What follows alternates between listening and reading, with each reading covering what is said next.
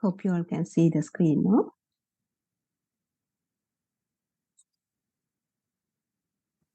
Yes, madam. Okay. So last time, I remember we discussed two types of market, two extreme markets, right?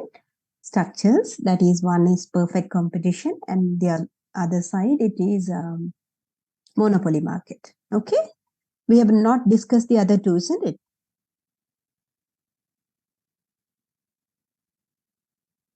Yes. Did we discuss?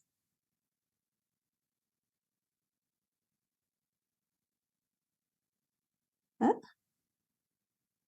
As I remember, we stopped here like without completing the market structures, right?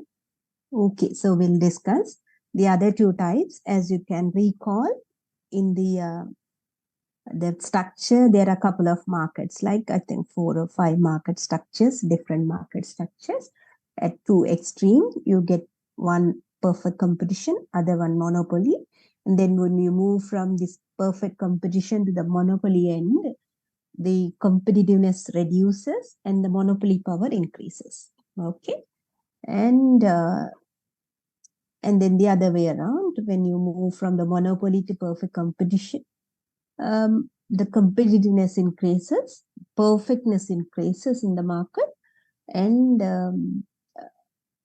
monopoly power reduces. Okay, right. So within that frame, there is one called monopolistic or imperfect competition. Okay, so the next perfect competition, this is imperfect competition. Sometimes it's called monopolistically or monopolistic competition. Okay, as you see the name, it is competition is there, right? And they compete based on their monopoly power, right? And we have to see how do they maintain their monopoly power, right? So large number of firms, again, like perfect competitive market, but there is no monopoly power for any of the firms. But here, each and every firm has a certain degree of monopoly power, right? And they compete subject to that monopoly power. Okay. Still they are competing. Okay. Right. So the conditions of imperfect competition do not hold. Sorry, perfect competition do not hold. So imperfect competition will exist. Okay. So that is one of the reason they can actually have this monopoly power. Right. So and also varying degrees of imperfection give rise to varying market structure, right? So imperfectness is very high, we will see monopoly market, right? And even there is another market structure called oligopoly. There also the imperfectness is compared to this monopoly market, the imperfectness is high there, right? So that's what I said in the scale. When you go from left to right, the imperfectness increases. Okay. On the left-hand side, you have the perfect competition where the information is perfect, right? So everything is available everywhere, right? So prices are same and prices in different locations and the availability of products and the types of products, all that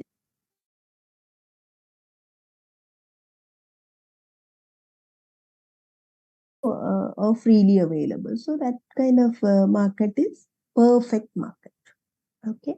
Whereas here the other types all called imperfect market, right? So where the information is not freely available as in the perfect competitive market, right?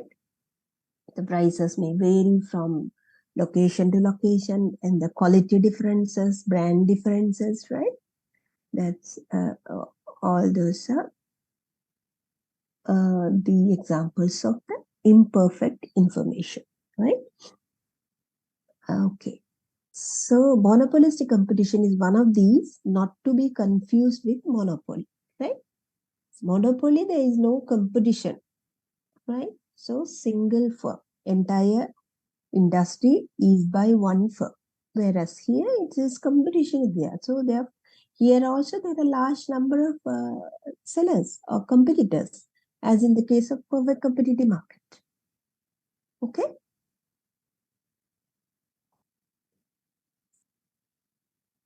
Right. So you can see the specific characteristic of the monopolistic competitive market. Large number of firms in the industry, similar to perfect competition, large number of sellers in the industry, right? And still here also we say firms industry because number of firms together make the industry, whereas in the monopoly, firm and industry is same, right? One single firm, right? And perfect competitive, there are again large number of firms together only fulfilling or supplying to the entire market. Okay, so that is the difference between the firm and the industry. Okay, and so the second characteristic is monopolistic competitive market or competitive firm may have elements of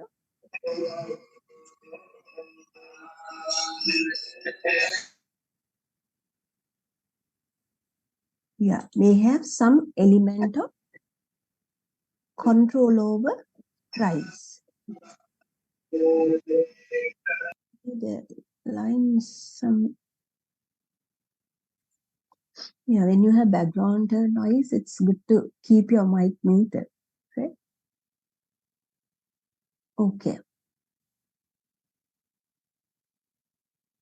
So may have some element of control over price due to the fact that they're able to differentiate their product in some way from their rivals.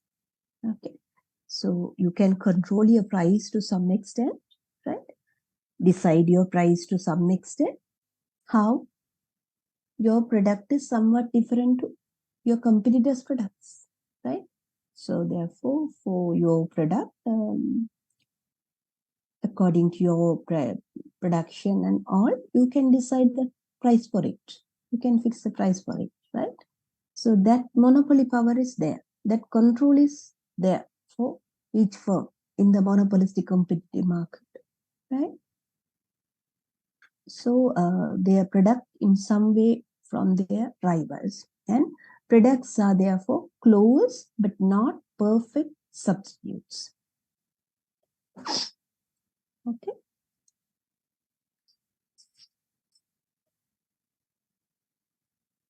And then you can see here large number of firms are there. Here also entry exit barriers are relaxed. So anyone can enter and exit the market, right? And consumer producer knowledge imperfect, right?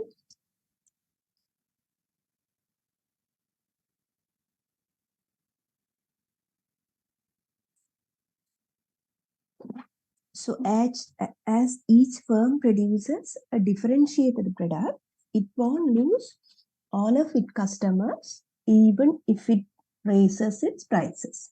Okay. Because you have your own customers, right? So you have your own brand. So on quality or whatever for your product, you have specific features, right? So that you have some sort of set of customers. So then they will not move from your product to other product, right? So therefore, even if you increase the price a bit, still you won't lose big amount, right? Thus, the monopolistic competitive firm faces a downward sloping demand curve for its product. Okay, downward sloping means the normal demand curve. Okay, so you'll have the normal demand curve as the price increases. Obviously, even though you have your set of your own customers, still, even if you increase by a little percentage of price, there is always close substitutes available, right? So some of your customers may go to others substitutes if the price of that is less, right? So therefore, there is, when the price increases, the general tendency, the demand will reduce. That kind of behavior you can expect in the monopolistic competitive market as well. Okay, so therefore the demand curve will be downward sloping, right? So that is the characteristic of demand, right? So if it is downward sloping, we know that the marginal revenue will be less than the price. Okay, so your MR is here, MC, and the price is there. Okay, so what is our output and the price determination? Okay, so we have to see our objective, that is maximize the profit, and maximization of profit happens at MR is equal to MC, right? So therefore you need to now consider the MC, right? And MC and MR will give you the output production level, expected production, no? Yes.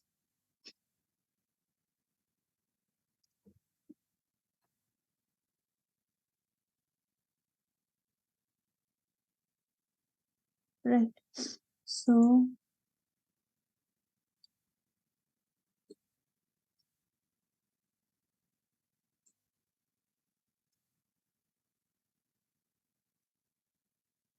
what is this?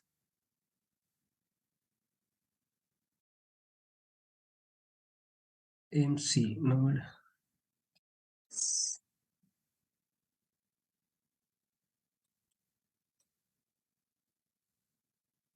This one?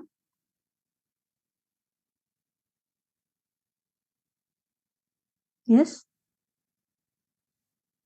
ABC. ABC. Yeah, so usually the first profit maximization, profit calculation, it goes with the average cost, isn't it? Average variable cost is part of it, right? So in order to calculate our profit, we have to see the total cost. Total cost is total average cost into price, quantity, right? So therefore we always deal with the average cost, right? Average variable cost is something we consider to decide whether, suppose if we are not making profit, whether we can survive in the business, right? So that is one of the instances where you need the average variable cost. Okay. Yeah. So this is the average cost, right? Now what we need is to decide on the, first of all, output, how much we are going to supply to the market. So that we go with the condition of fulfilling our objective, that is maximizing the profit. So maximizing the profit, we know the condition, marginal cost, the additional cost to produce additional unit should be equal to additional revenue we get by the additional one unit. Okay. Right. So marginal cost equal marginal revenue. Right. So this is your average revenue, that is the demand curve. And then we know that marginal will come below that. Okay. Marginal revenue. All right.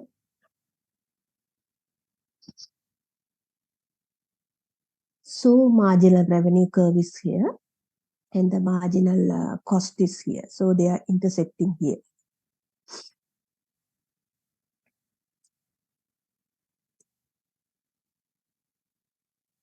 Right. So when they intersect, this is the output. So they have decided on the output. Okay, at what price we are going to sell this output in order to make profit for us, right? So this is profit maximizing output. So the respective cost and the revenue we need to calculate. Yes, so this output per unit will be sold at this average cost, right? So therefore this line, if you connect this to here, that is the average cost, and this is the Q. So then this area is our total cost. Okay, and then this same output level. So the price is here, right? So price will touch here.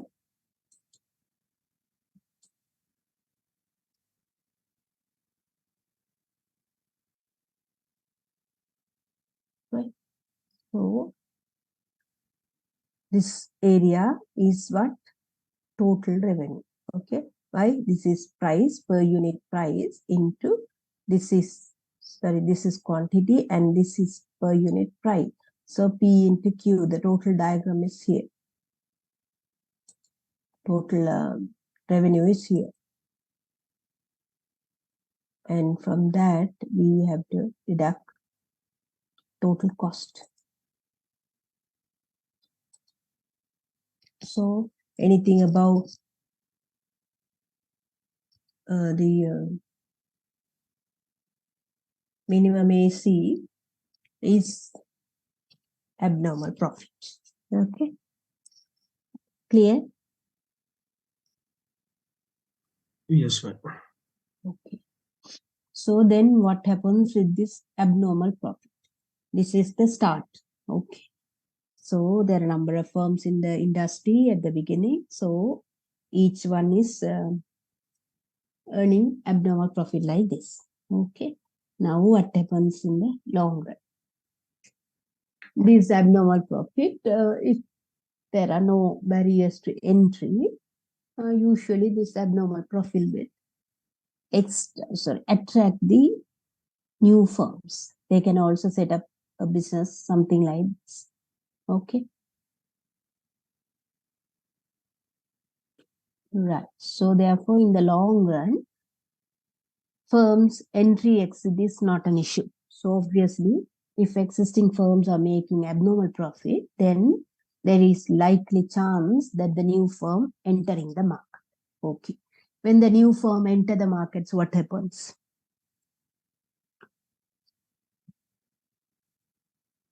Can somebody brief the scenario after that?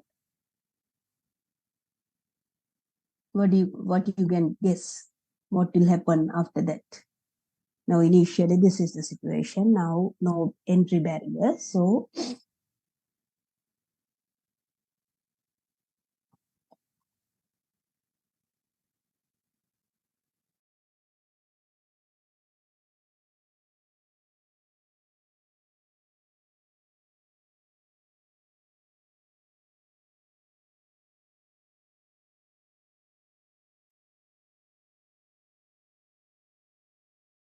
yeah.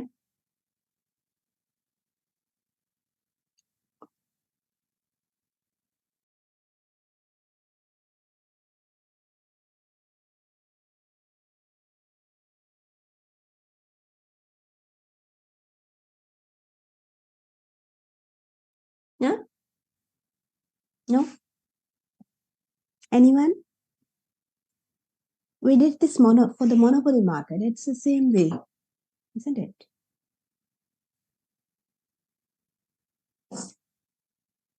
You don't remember once the class is over, then again come for the next week, no?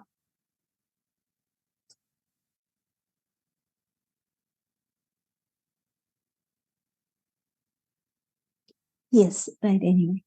So this abnormal profit, so existing firms making abnormal profit, therefore, obviously, then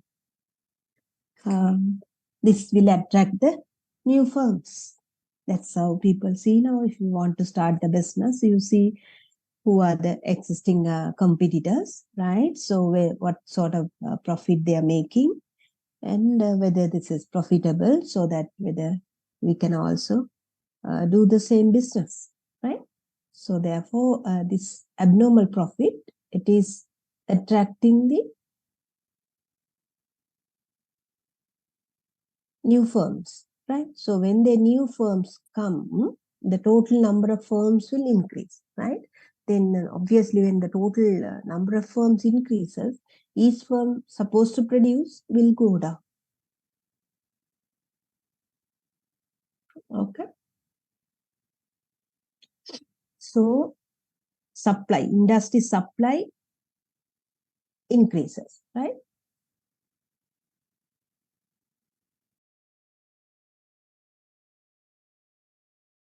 Right. So industry supply increases mean what happened to the market price?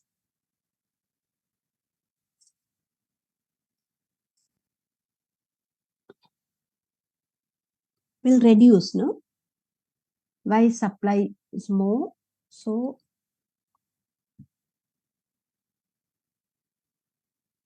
that will give an excess price than the demand, no? So excess supply than the demand. So there is a pressure, right? So the obviously the prices will go down, right? So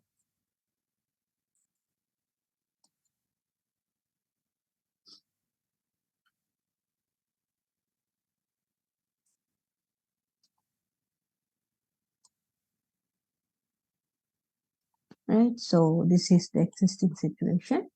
There is relatively freedom of entry and exit into the market. New firms will enter, encouraged by the existence of abnormal profit. Okay. So new entrants will increase supply, causing price to fall.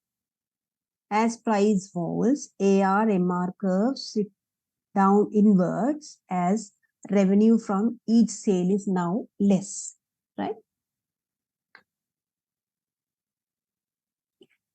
Okay. So you can see the D, that's the AR1, the price.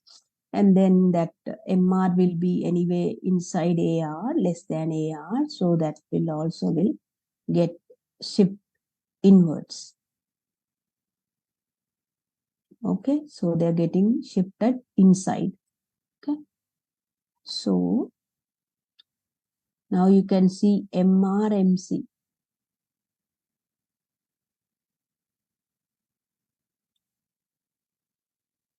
It's here, right? So for this output, if you connect, it is touching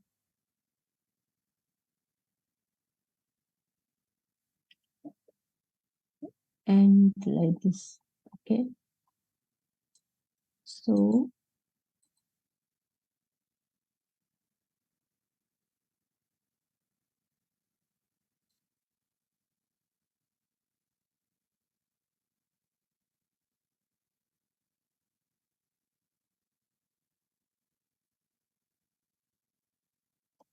okay, so earlier Q1, now you can see it is less than Q1, isn't it?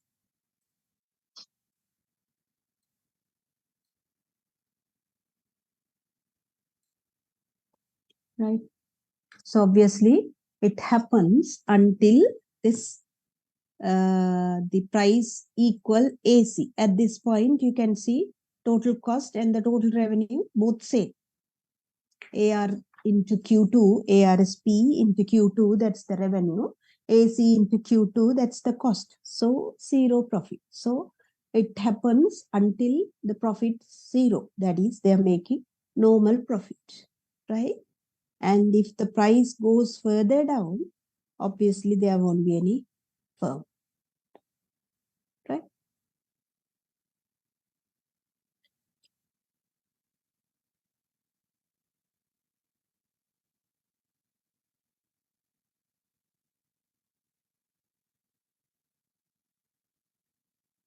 Okay, right. See this one? I think we did this in the last class. So this is monopolistic. What is the situation?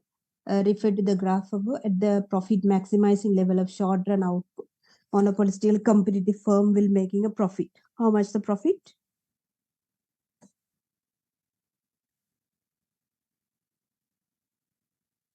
Yes. Calculate and tell me.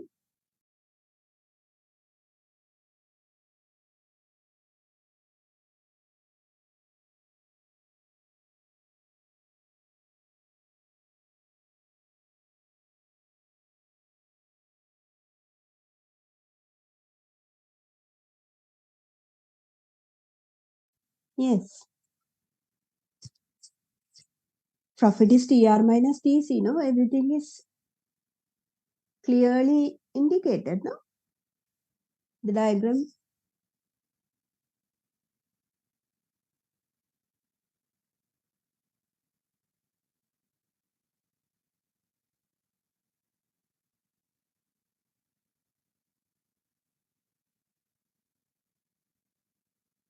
Hmm?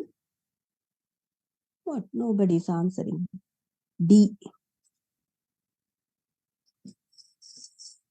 Profit.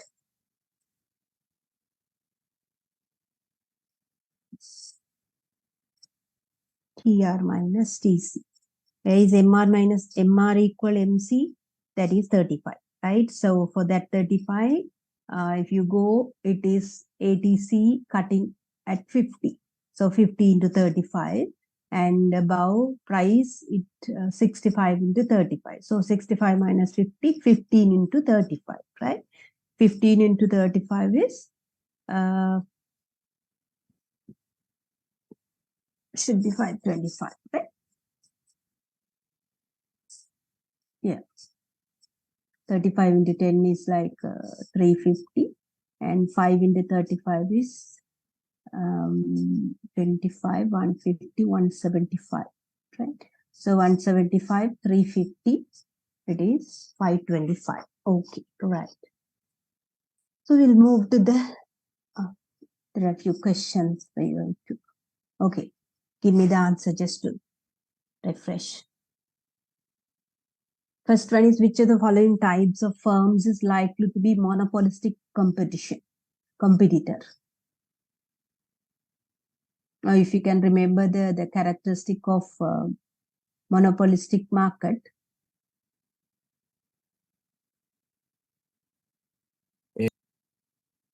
Sorry? Answer A, ma'am. Answer A. Monopolistic competitor is a local telephone company, automobile manufacturer, restaurant. All of the above are likely to be monopolistic competitors. Answer A. One person says answer A. Any other answer?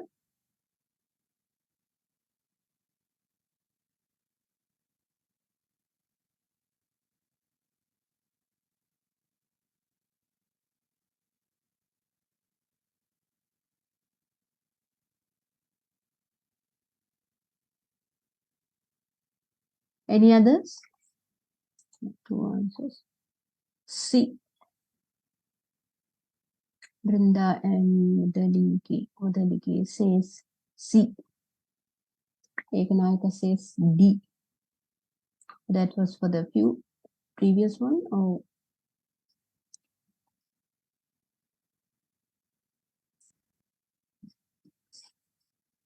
C. A restaurant, a local telephone company,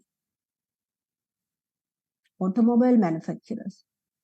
Automobile manufacturer, definitely there are large number, no?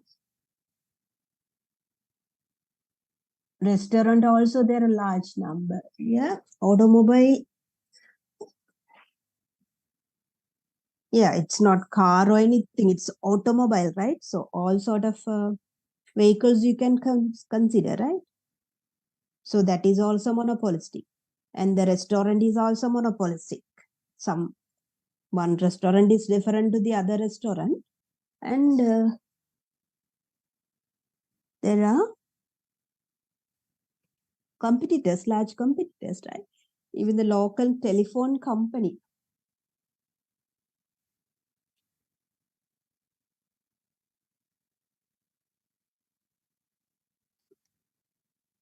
Yes, service or the telephone. So we don't produce, we can consider as the sellers, right? So different range of or different types of telephones are there, right? Yeah, so we can consider all of the above, no? As monopolistically competition. And the next one is, which of the following characteristics is a monopolistic competition?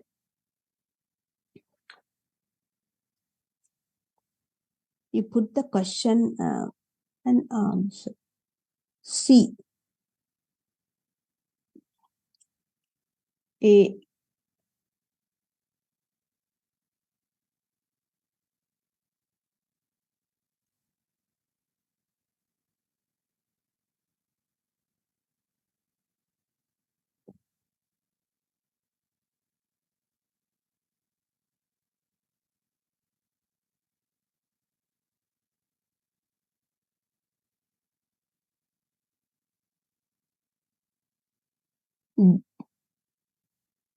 Harshini says D. Meganike says C. Yeah, so What does easy entry into and exit from the country in industry means? yeah, so that is like if you want to start a business, you can anytime you can come into the market. And anytime if you want to shut down the business and go, there is no restriction. You can go. That is easy entry and exit from the industry. So monopolistic competitive market, do you have that kind of situation? Any restriction that you can't enter or you can't leave? No, the freedom is given, no? So you can enter and exit as you want, right?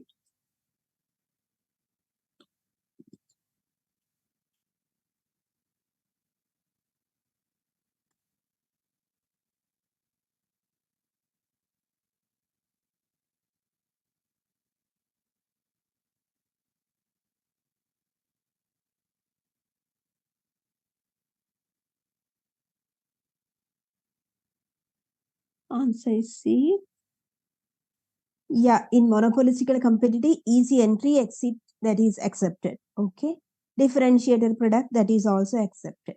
Right? Few sellers. That is not correct.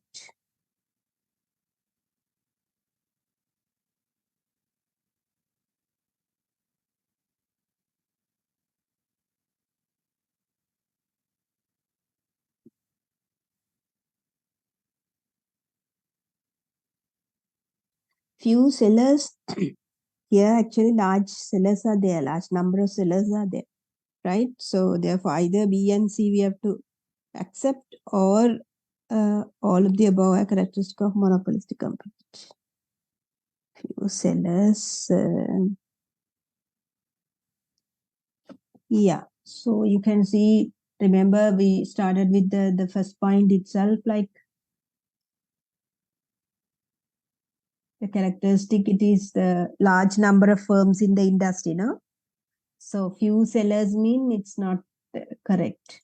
Okay, right. So maybe there is a mistake. So B and C are correct. Okay, right. Right. So demand curve. What can you say about the demand curve?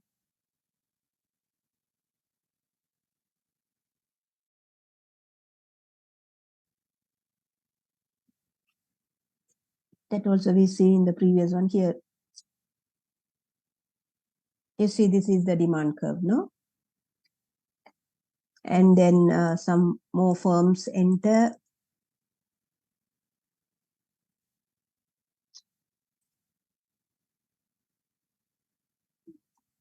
You can see here, more firms enter. This is become, it'll slope is reduced, no? It's not becoming vertical, it's becoming horizontal, right? So horizontal is, it's more elastic, isn't it? Because your demand is reduces because there is new firms come. So each firms, when they come, they supply so that the demand for your product is coming down, right? So then there is a response. So that it is elastic or inelastic, it is elastic. If there is response mean, it is elastic, right? So what kind of elasticity? It's not perfectly elastic. Perfectly elastic mean, you remember the perfect competitive market, that was a horizontal demand curve. That is a perfectly elastic. This is elastic, not perfectly elastic. Okay, unit elastic is like equal, right? Equal means the elasticity value is 1. So that demand and quantity demand change and the price change is equal. No, here when there is new firms enter, that our supply is reduces, right? And the demand for our product will reduce, right? So therefore it is elastic. B is the correct answer. Demand curve faced by the monopolistically competitive firm is elastic. Okay. And the next one, following industry is most likely to be monopolistically competitive: automobile industry, steel industry, car repair, electrical generating industry. Just recall Sri Lankan situation.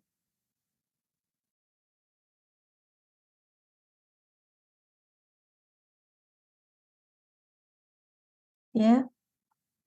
What do you think? Automobile industry again. Automobile, we can say there is a large number of firms. That's okay. Most likely to be monopolistically competitive market. And they have different brands, right? And steel industry. Steel industry is not monopolistic, no? There are few only, no? So we can say that is either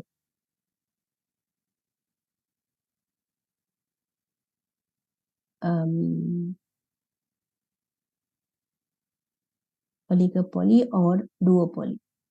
Duopoly means steel, Sri Lanka Steel Corporation, isn't it? Who else is this steel manufacturer? Isn't it? And the car repair, yes, that we can consider as monopolistically competitive market, isn't it? And electrical generating industry, that also either duopoly, right? Not oligopoly, duopoly. Steel also, I think you can consider as duopoly. There are two, right? That one company. Two, yes. Steel and the electricity generation in Sri Lanka is so the question is about MCQ, which of the following industry is most likely to be a monopolistic company. So therefore, without any doubt, you can give answer C, no? Because car repair is anyway wherever you can get it repaired. So there are enough mechanic shop, no? So so then that is a monopolistic company. Okay, right. Give this answer for this question, at least for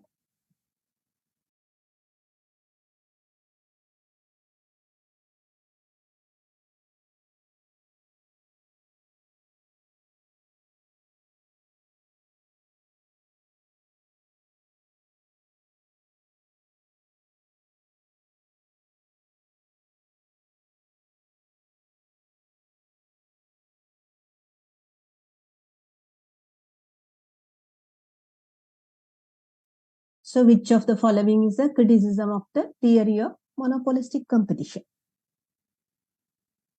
It is difficult to define a monopolistically competitive market and to determine the firms and products that comprise it.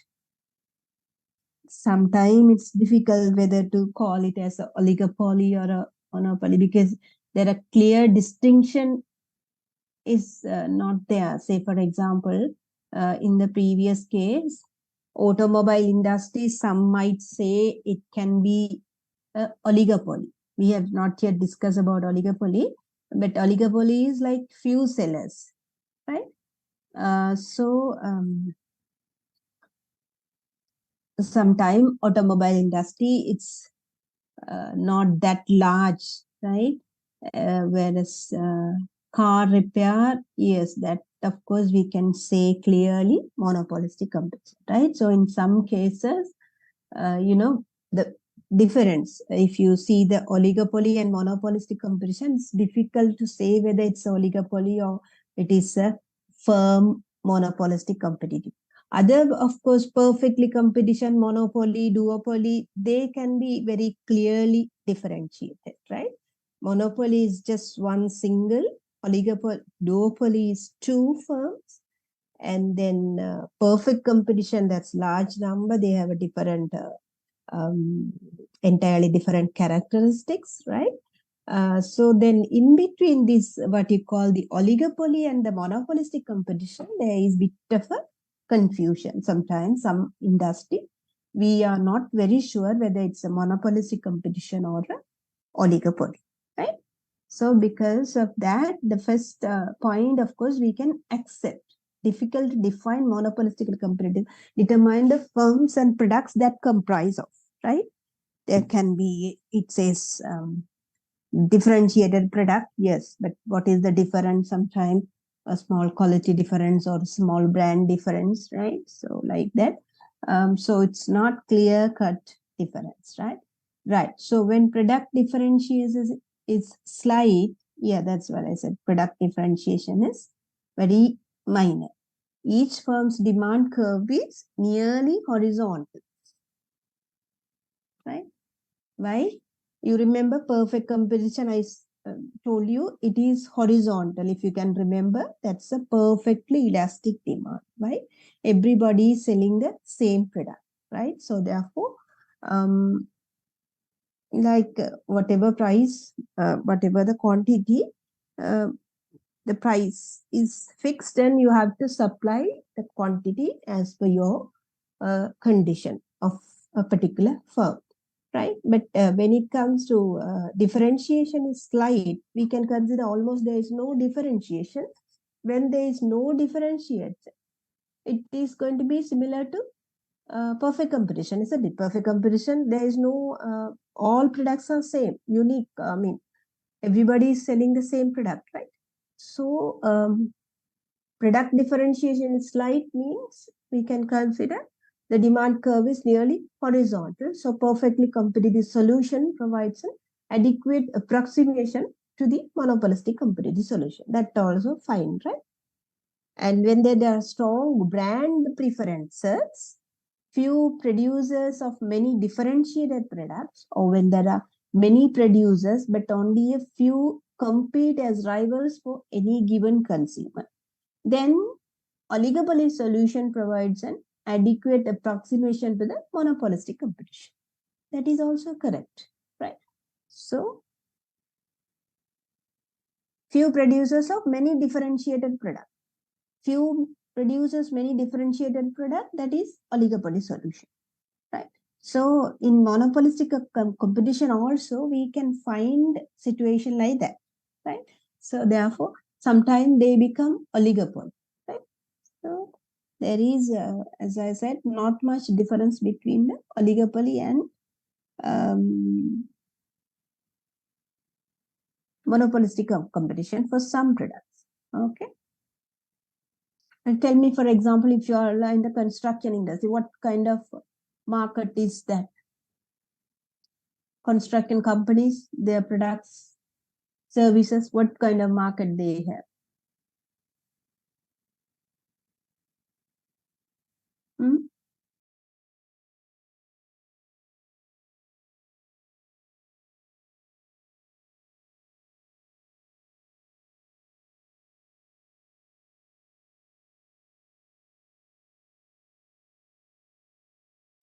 Tell me, is it clear the characteristics? Can you differentiate the market? Are you in a position to sort of visualize this practically and see whether there are see the existence of different types of markets? Tell me, like you all are, working people and very practical people. You all have to be very practical, right? So in that case, do you see that these things practically? Construction industry, madam, kind of a competitive market. Yes, competition is there. No, no. Even if you take the market structure of perfectly competition, there is competition. Monopolistic competition, there is competition. Oligopoly, there is a competition. So my question is whether the construction firms are falling under the market structure category of oligopoly or monopolistic competition or perfectly competition or monopoly. Monopoly will be out because it's one firm, right? So within these three, where will you fix construction industry? Perfectly Mm-hmm. competitive. Mono.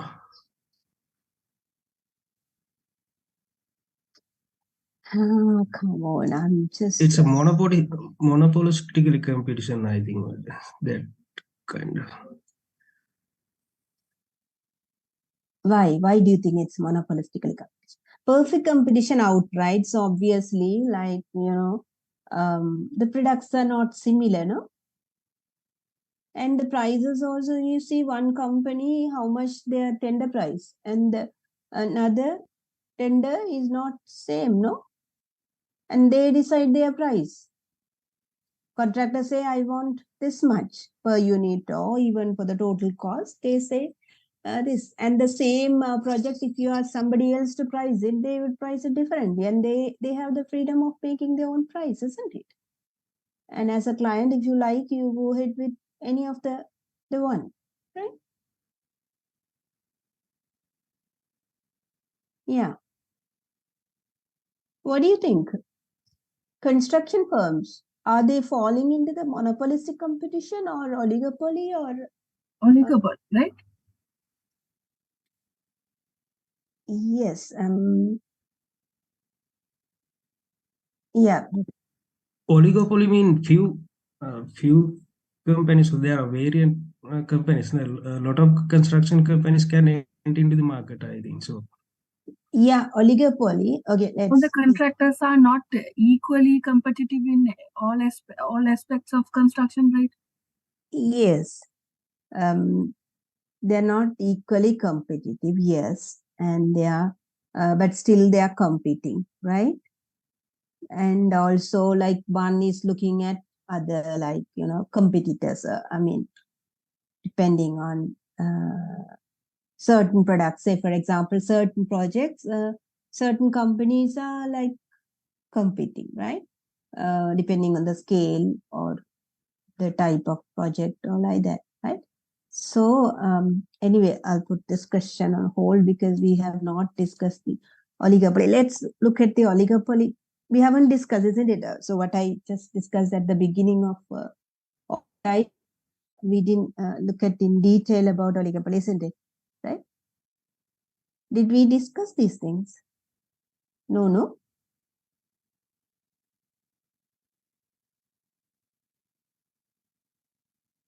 No, madam, no discuss.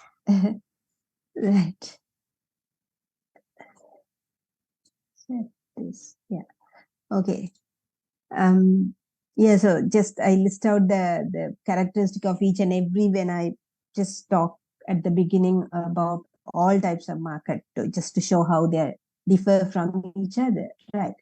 Anyway, look at the oligopoly. So oligopoly, the nature is few firms. They are called oligopolist, selling homogeneous or differentiated product, right?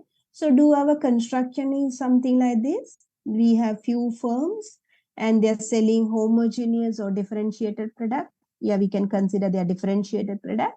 And there are few, right?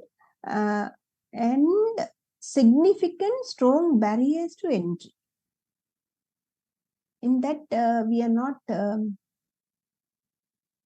construction industry. Anyone can start the construction business, no?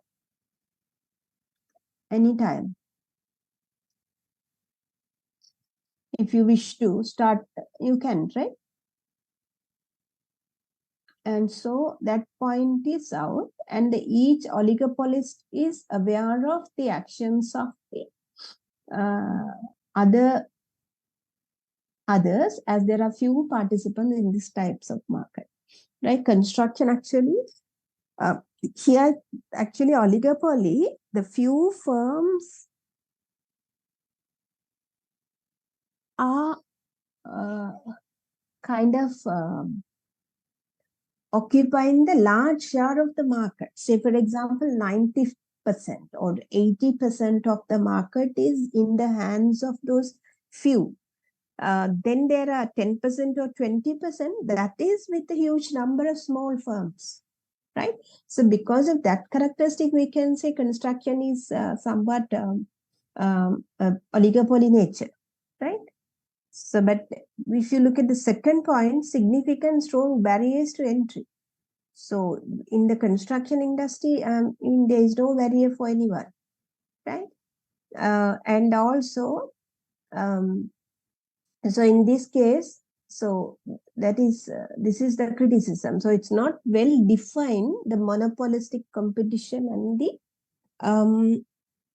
oligopoly, though there are few characteristics that to differentiate.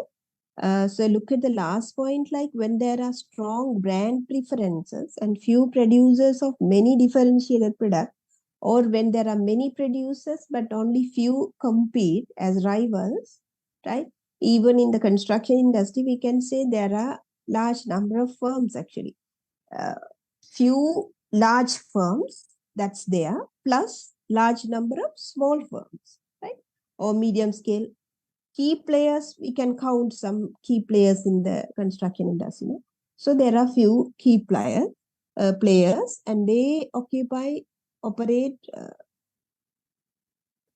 a large share of the market, right?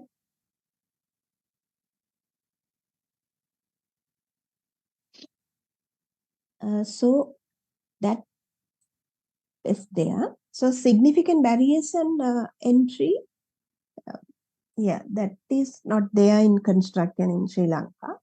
Each oligopoly is aware of the actions of the others, as there are few participants in this type of market. So the competition comes actually in the oligopoly between those key players, right? And there are large, small number of firms, and they operate on their own, right? So this, we are talking about that the few key players, that is oligopolist, right? Right. So, and there are few rivals, right? And everybody look at others, right? Say, I'm doing a business, I look at my rivals. And similarly, my rivals look at me. If I introduce a product and they also introduce a product, right? Or something different to my product, then only they can survive, because there are few and the competition is between them, right? And they each try to capture the market. So therefore, when I introduce the market and trying to dominate the market, introduce a new product and dominate the market, influence the market, they also try to bring in another product, right? And do something. Or else for the existing products, they reduce the price. When I introduce a new product, they reduce the existing price. That is of somewhat close substitute to what I introduce. So for that product, what they do is reduce the price. So my new product will not go up, right? So that is affected, right? So like that, they are observing the competitors. Each, I observe the competitors, and competitors observe me, right? So advertisement, oligopolist firms spend much on the advertisement and customer services, right? So we have to do banking. For example, banking, we can say an oligopoly market, right? There are few banks only. Competition is between them. So commercial banking looking at HNB, right? HNB looking at HSBC or Ceylon Bank. Sampath Bank, right? So like that, there are few banks only, isn't it? They are oligopoly, and each of them are like similar capacity, isn't it? The competition between them is very high, right? And then at the village level or some lower level, there are some few firms is there, right?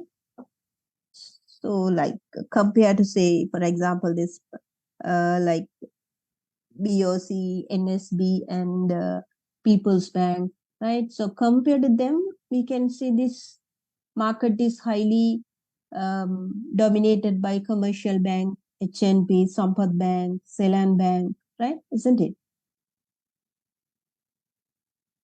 Those kinds of banks. So that is oligopolies. Yes, banking is very clear oligopoly structure, right? And no firms like NDB now, NDB, Asian Trust Bank, like that, but still we can count, right? So compared to like the automobile and things, telephone and all, this banking is more oligopolist, okay? Right. So then they have to do huge advertisement.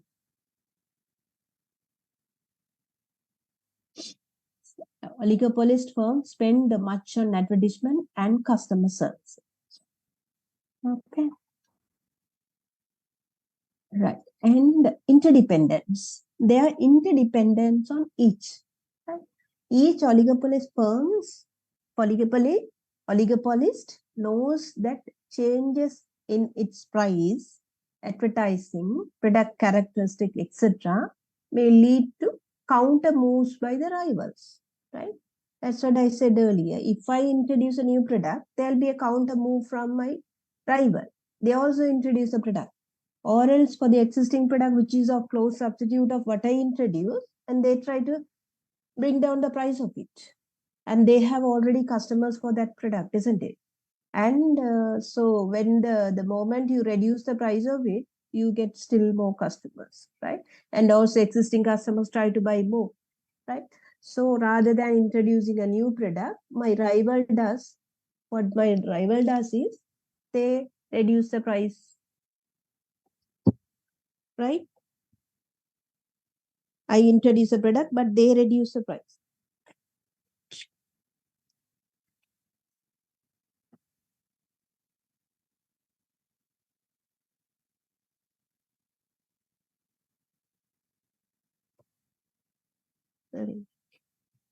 Charge, right?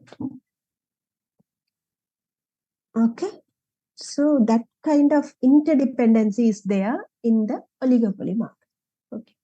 And decisions of one firm influence and are influenced by the decisions of other firms. Okay. So my decision influence them and others' decision influence me. Okay. So that kind of interdependence is there. Right. As there are few sellers, each produces a considerable fraction of the total output of the industry. Unlike the monopolistic competition or the perfect competitive market, here there are few sellers and each produces a considerable fraction of the total output. Right. See, all the customers are divided among this number of banks. And whereas this another industry, say car repair or car or telephone also actually we can consider as an oligopoly because there are few, and the car also, but now there are a lot of brands, isn't it? Japanese is there, but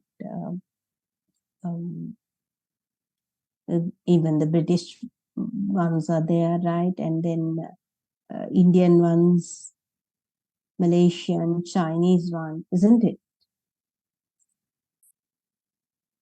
So that is actually then car industry, the entire automobile industry we can consider as monopolistic competitive market, right? Are you all okay? Madam, Yeah. excuse me, Yeah. mobile communication industry can we consider as oligopoly because very few are dominant Yes, yes, they are and very oligopoly. difficult to get the permit also from government, Yeah, isn't it? yeah. Yes, yes. That is oligopoly. Yeah. Meanwhile, the fixed communication, that is like telephone, this one is like monopoly, right? Because Service. only the SLT is Yeah. occupied by That the is industry. monopoly. No. That is SLT, only SLT now we have at the moment. Fixed line. fixed line. Okay. Y- Yeah, fixed line only. Yes, SLT. But that is what the close substitute, almost substitute. I don't. Yeah, but 90% substitute, isn't it? Because nobody very limited requirement for the fixed line now, isn't it? Yeah. Only this. Companies still all have, even the residents they have, but the usage wise, the mobile is like this one. So like close substitute, yes. Anyway, close substitute we can consider. Yeah. So there are substitutes available. That is what. That's what we say. Even that pure monopoly rarely exists. That is what we say. Why? There is close substitute always. Even if the fixed line is breakdown, we still can manage, isn't it? Because there is close substitute. Even they have lot of packages and all, even like unlimited calls and all to various fixed lines or various other networks. We can like get it fulfilled with the mobile nowadays. So therefore, like say for example, compare to railway or railway also, yeah, but still a particular, there is impact. If railway goes on strike, there is impact, right? Whereas this SLT goes on strike, there won't be much impact as that. Yes, ma'am. Yeah, so that kind of substitutes available. So therefore, it's little hard to find the pure monopoly in the practical scenario. Yes, theoretically there is difference. Yeah. Yes, so mobile, you can consider the mobile product market as well as the mobile service market. Right? Service market means repairs, you can see as one particular type of market, and also service providers, like the connection service providers, another type of market, right? So therefore, each product you consider like I decide regarding your assignment, your coordinator said like it's easy like to give an assignment than the MCQs, like some of you may be absent, like so then there'll be issues. So then what I thought is I'm going to ask you to consider your organization that you're working and its business and see this application and explain its application, and also see how you can incorporate this concept into your business to facilitate your managerial decision making, right? See whether there is any application, and if not, what is your strategies that you think you can incorporate this microeconomic concept into your business to enhance your business performance by facilitating the managerial decision making. Okay, that's what I have thought. I just need to put into the paper and submit your. Okay, hope that is easier than doing MCQs, isn't it? And also it will be more impactful actually if you feel this subject is something essential for your business, isn't it? When you do the masters, it has to be like that practical impact one. So you're living in a particular practical scenario. So where to enhance your knowledge because there is potential, right? So because now you're trying to get PA project management degree. So project management degrees when there is project management is going on while you're in the practice. So, but still you're lacking some other knowledge areas, right? So that is what you wanted to follow this program, isn't it? Yeah. So I hope that assignment will be better, right? Okay. Right. So coming to where we were. So decision by one firm and influence others, and others decisions influence one firm, right? So there is question in chat. TV channels, yes. TV channels, there are, yeah, if you consider the local channel, that is oligopoly. Yes.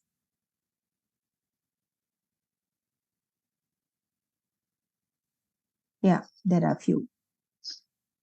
Correct. As there are few sellers, each produces a considerable fraction, that's okay. So the total output of the industry and can have a noticeable effect on the market condition, right? So you remember, recall perfect competitive market. I said large number of firms are there. Each one is producing very insignificant amount to the total market requirement. So therefore, they have a very minor insignificant impact on the total output of the industry. Whereas here, opposite, few sellers are there. So each of them are producing a significant amount of the total output. So therefore, they have a significant impact on the total market, right? So that is what, so if I'm one of the key players in the market, my decision will have a significant impact on the market, right? So that is the oligopoly nature, right? So opposite to the perfectly competitive market. So perfectly competitive, the impact of every firm is insignificant, right? Whether they are in the business or not, still there is no impact, right? So, but here there are few key. So one shutdown, it has a huge impact on others, right? And on the market, right? So like that. Right. So competition. So each seller is always on the alert, right? And keeps a close watch over the moves of its rivals in order to have a counter move. Okay. This is true competition. Okay. So this is the way they compete. So just keep watching your rivals. Okay. So here it's compared to the monopolistically competitive and perfectly competitive market demand curve. Here the demand curve is something unusual, right?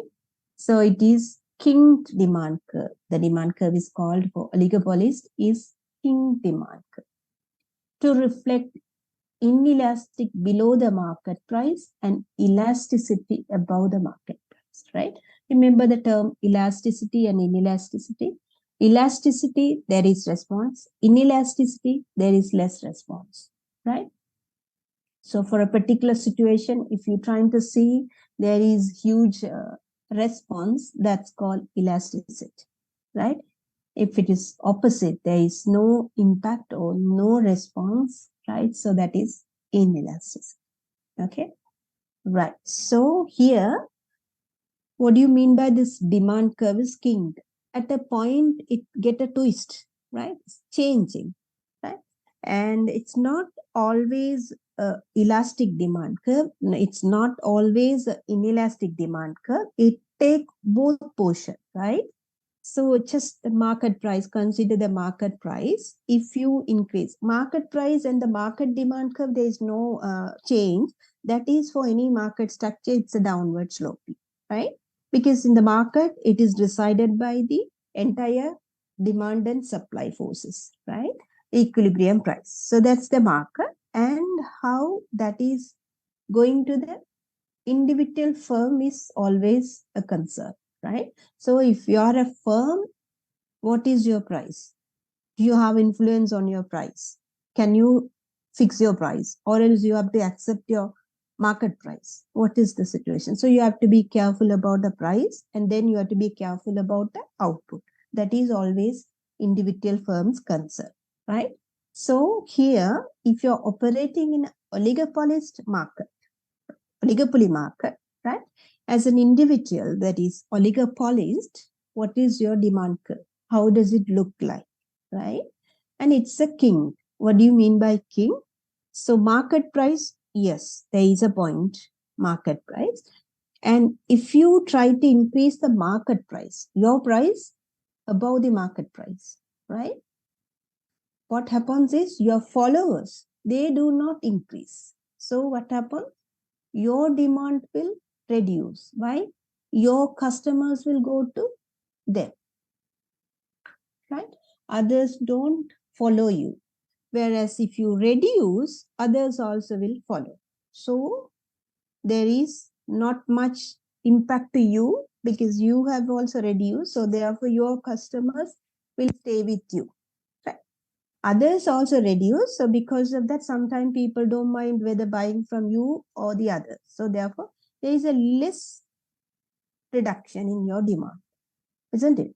Everybody has now reduced the price, so that let's at least at the reduced price, let's try a different product.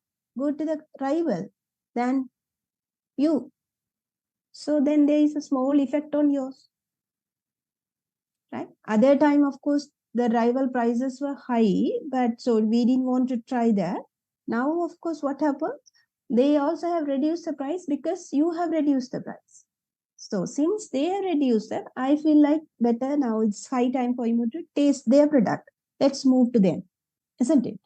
So when that happens, there is a less impact. So that is less than your market price. You have a less impact. That means less response reduction, right? Only few of your customers are jumping to others. So then you are reducing. So that is inelastic. Okay. So reflect the inelastic below the market price and elasticity above the market price. Look at the demand curve. I'll come to this one. So he say KD1 and MD, right? So the P is the equilibrium price, market price. So at this P, there is a king, right? So the demand curve is actually KD, not KD1. It's KD.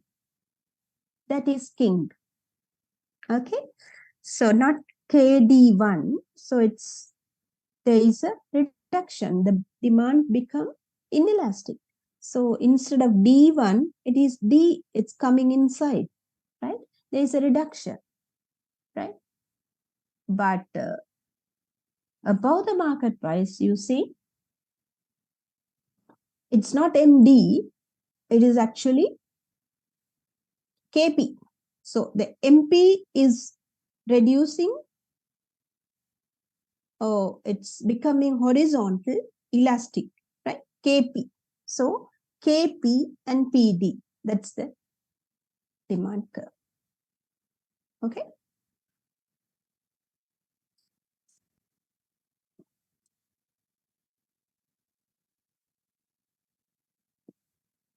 The principle of the king demand curve rests on the principle that if a firm raises its price, its rivals will not follow. If a firm lowers its price, its rival also will do the same, right? So that's what causing the king. See this one? This is elastic demand curve, right?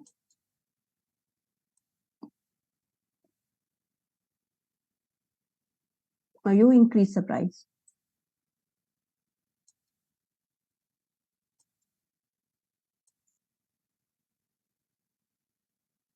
Right? So your revenue earlier this was, now it's this one. 6, to lower its price to gain competitive advantage. Its rival will follow soon. Any gains it makes will quickly be lost, and the percentage change in demand will be smaller than percentage reduction in price. So the total revenue would again fall as the firm now faces relatively inelastic. Okay.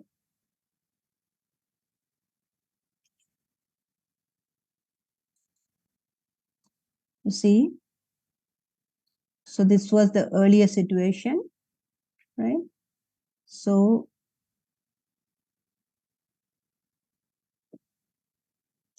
now you can see if price comes down,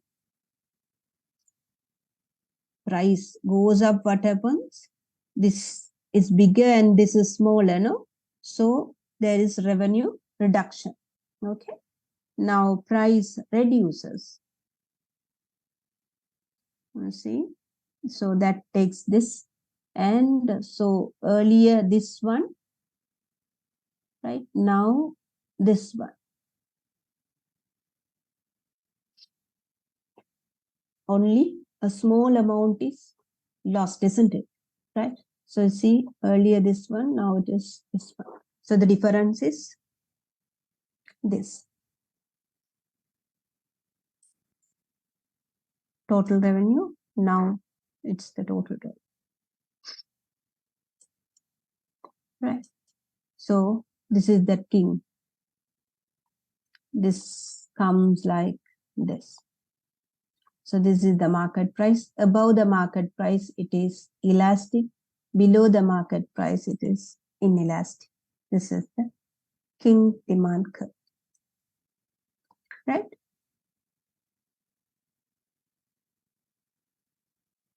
Yeah. Go back to where we stopped. Right? So this is the oligopolist demand curve. All right.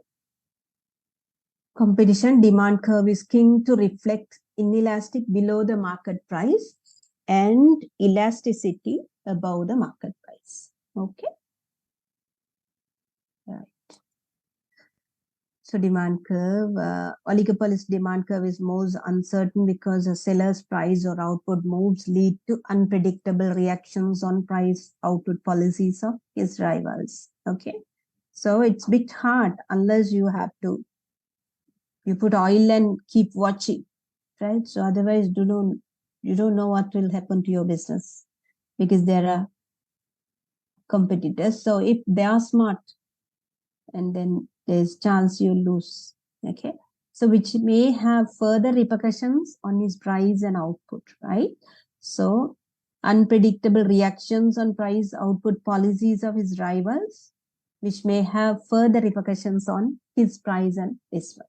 You do something and that has a direction impact on your rivals, and then rivals try to do something and that will have another impact on yourself. Okay, so that's how it goes. For example, in differentiated oligopoly, where each seller fixes a separate price for his product, right?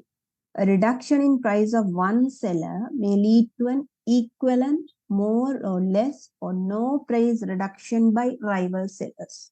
Okay. So you differentiated oligopoly, right? So you fix, you have a product, something different to others, right? So you fix a price, separate price for his product. Reduction in price of one seller may lead to an equivalent or more, less, or no price reduction by rival sellers. Anything could happen, right? So they carefully watch and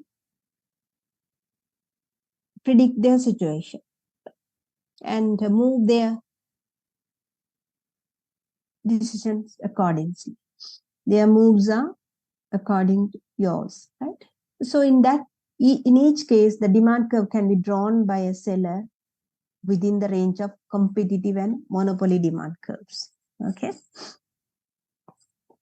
So within the range of competitive and monopoly means competitive is perfectly elastic, monopolic is elastic, right? So within that, we can draw the demand curve. So that's Your change will happen within that phase. That's what it says, right? So oligopolist, they were in two forms, right? One is called collusive and the other one is called non-collusive, right? The strongest form of collusion is called cartel. Okay. So cartel is a kind of a formal agreement between the rivals, okay, the competitors. So firm recognizes their interdependence and come together to make a joint decision for the sake of common interest. That is cartel. Central agency maximizes industry profit and industry MR is equal to industry MC. Okay. So it is the industry profit maximization. So if the industry profit maximization, if we can together ensure, and then it has to be equally shared between the competitors so that each competitor is going to maximize profit, right? So profit distributed based on the agreed formula, right? So this is how the collusion, the cartel collusion works. Okay. They go for a formal agreement. In the formal agreement, they analyze the industry situation, right? Because they are the one, they are in the industry now. Only few sellers. So therefore, you analyze and industry situation. And in the industry level, what should happen is MR is equal to MC. Okay, so not only the industry is making profit. Say, for example, bank industry is making profit. Every bank together decide, okay, so what is the level at which we should be supplying our services, right? And so the condition is for the industry MR is equal to industry MC, not individual firm, right? And the profit distribution based on the agreed formula.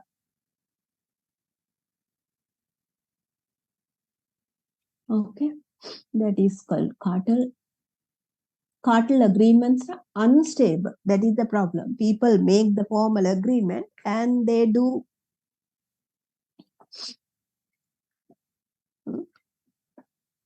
under the table, right? So all that informal level business takes place, so that it is unstable. Right? Any moment it can collapse, though they had a formal agreement. Okay. So individual can gain in short run by secretly cutting price and increasing market share. Right?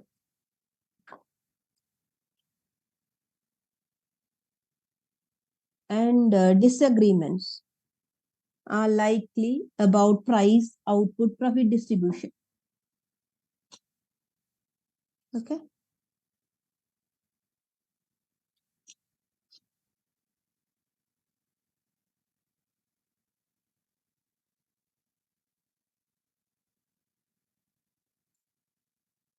So non-collusive firms take decisions independently, not dependent on others. Each makes particular assumption about the anticipated behavior of rival. Okay. So the worst case scenario, you expect what could be the worst happen, what would be the worst that could happen with the rival when you take a decision. So that is how you predict the rival's situation. Okay. So oligopoly is a model is king demand curve. Oligopoly will expect the worst possible reaction from competitors. Okay, so that is how you predict and move forward with your business, with your decisions as well as business, right? So otherwise it's difficult, right? So you have to do a careful analysis of the competitors and careful watching, right?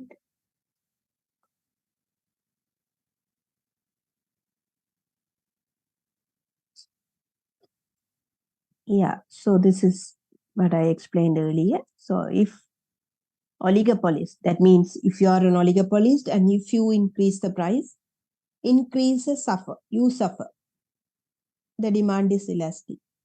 Competitors will not increase, so you lose, you suffer. Then oligopolist decrease the price. Price cutter has little increase in share, as rivals also lower the prices of their products. Okay, so that he's not able to increase his sales. Okay, so oligopolist, it's king demand curve. That's all we have explained already.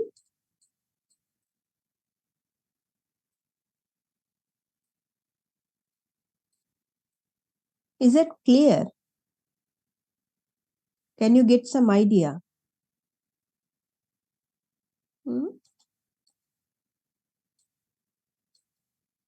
Anything not clear about oligopoly?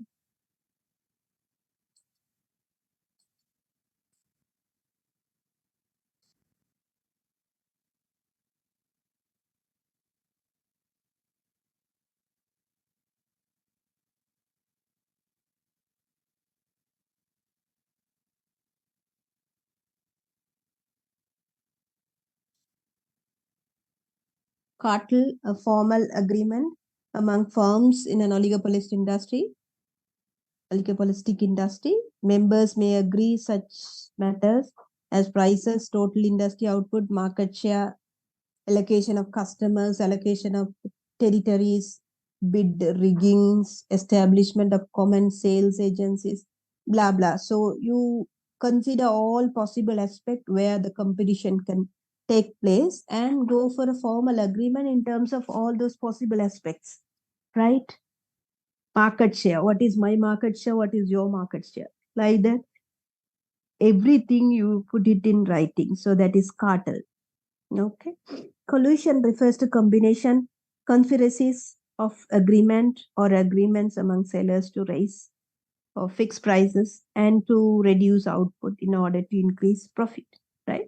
So that's, you do things secretly. So that is, there is no formal agreement. Okay. The distinct from the term cartel, collusion does not necessarily require a formal agreement, whether public or private members, right?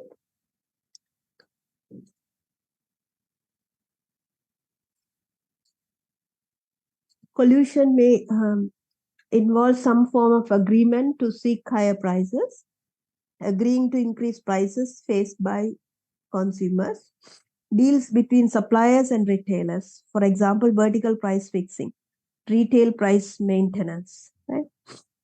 So then the monopolies, Sony pricing, that is where retailers collude to reduce the amount paid to the supplier. So like that, you know, they go for various kind of agreement, right? Without a formal agreement, they go for informal agreement between the model of collusion. Okay.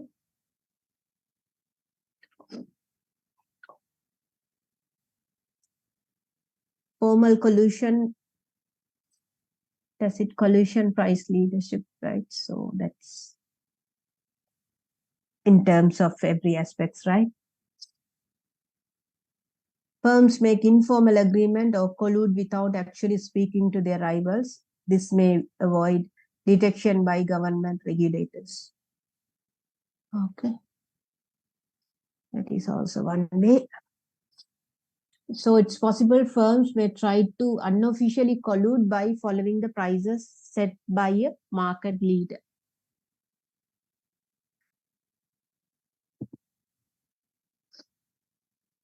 So this enables them to keep prices high without ever meeting with rivals. Okay, so there's no formal agreement, so they just follow the price of the market leader, right?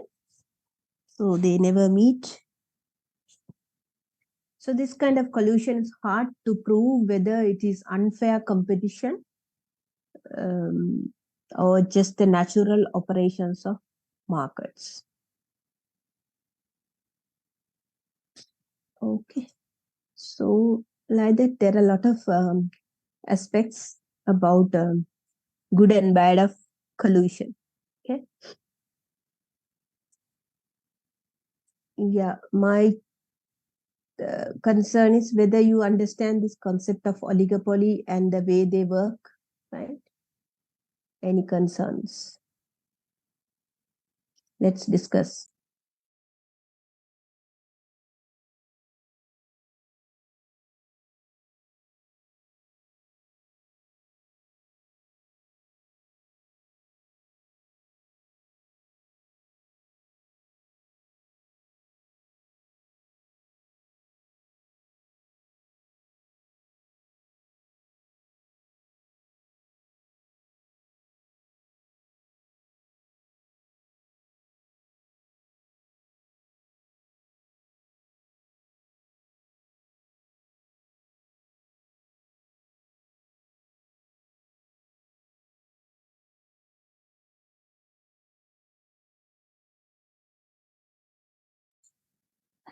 Is it clear?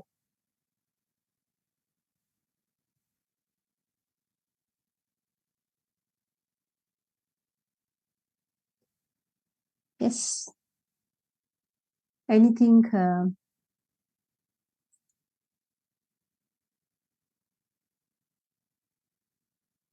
So you can see a kind of a collusion in the construction industry, collusion on tender price. It's cover pricing practice. That is, in bidding for public sector construction work, construction firms would collude in setting artificially high prices. Right? Firms would decide which contracts they wanted, and the rivals would bid purposefully high price. Okay. Successful companies would often reward rivals with a secret payment for avoiding competition. Okay.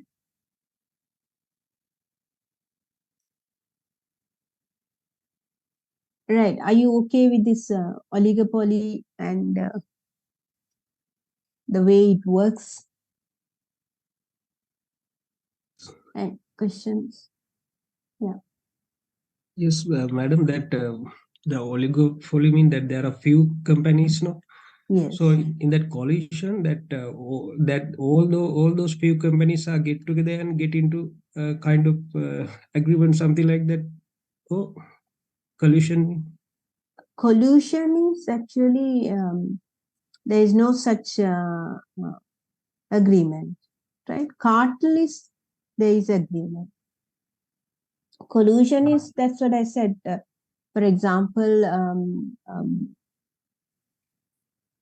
so here also you can see this construction, right? So they don't meet formally and decide. So then they just say that they have some strategies, say certain projects, and they want, the particular company wants to take, so that, you know, others will put some higher price, and then they will be compensated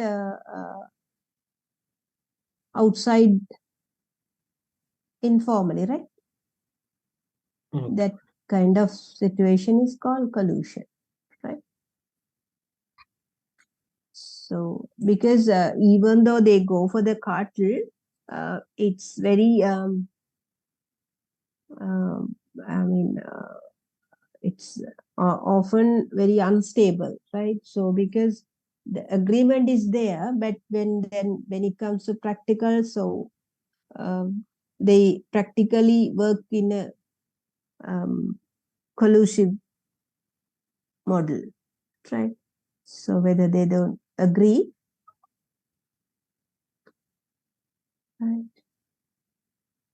because if there is a formal agreement, they have to go with formal agreement. But here, there's no such thing. So therefore, it is work in a most informal manner.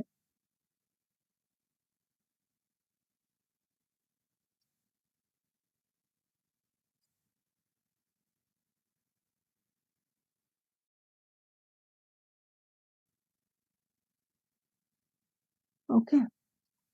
Yeah, so we'll then move to the next is pricing strategies. How do they do the pricing, the competitors, right? So the general strategies, profit maximization. That's one thing that we discussed so far, right? So with the MRMC, okay? So this occurs at a price where MR is equal. In practice, it can be difficult to work this out precisely, right? So when this happens, right? Because now I remember that some of the examples we had, right? So there were different levels. So at different levels, we have a different cost and the different revenue. Accordingly, we have MR and MC. Theoretically, we could see MR and MC, but practically at what level that happens may not be clear, right? So that is what it says. This theoretical, that may not be that easy to work out, right? So, however, that is also practice. So that's what I said, like you remember that numerical example where we had a 7,000, 8,000 level. So in between, there is a possibility MC can be equals to MR, right? But like when you go for that, the gap 7,000, 8,000, it can be 70,000, 80,000, something like that. So therefore, it is difficult for you to practically establish what is the level, right? So because from 7,000, if you're going to next level is like huge cost, right? So until what level we go for in order to reach MC, MRS is practically bit difficult. Okay. Sales maximization. So this is we try to maximize the amount that we are selling or the market share, right? Aiming to maximize sales while making normal profit. This involves selling at a price equals to average cost.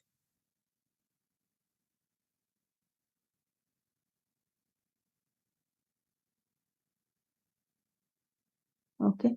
Gaining market share. Sorry, sales maximization and market share is something different. Sales maximization is without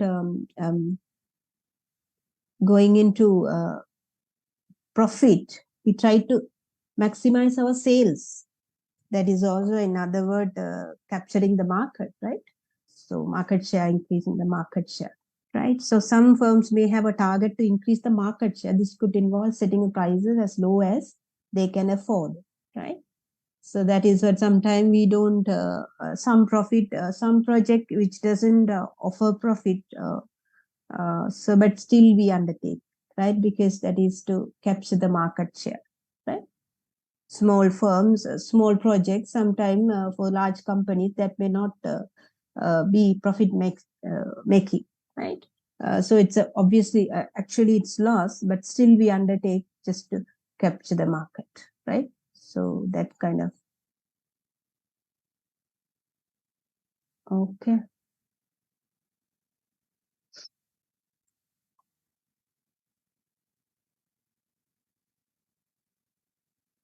Yeah, so there are a lot of other aspects as well.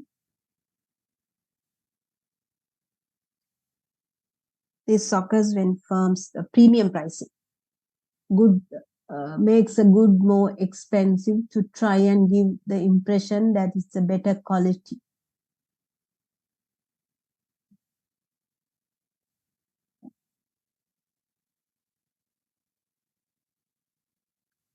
Okay, so like that they are not very much important. Yeah, there are a lot of pricing strategies which you can read. Also, pricing strategies to cement market share and market position. Monopoly set a price lower than profit maximization to discourage entry. This is called limit pricing. This enables the firm to make supernormal profit, but price is still low enough to deter new firms enter the market. Okay. Predatory pricing, that is selling price below the cost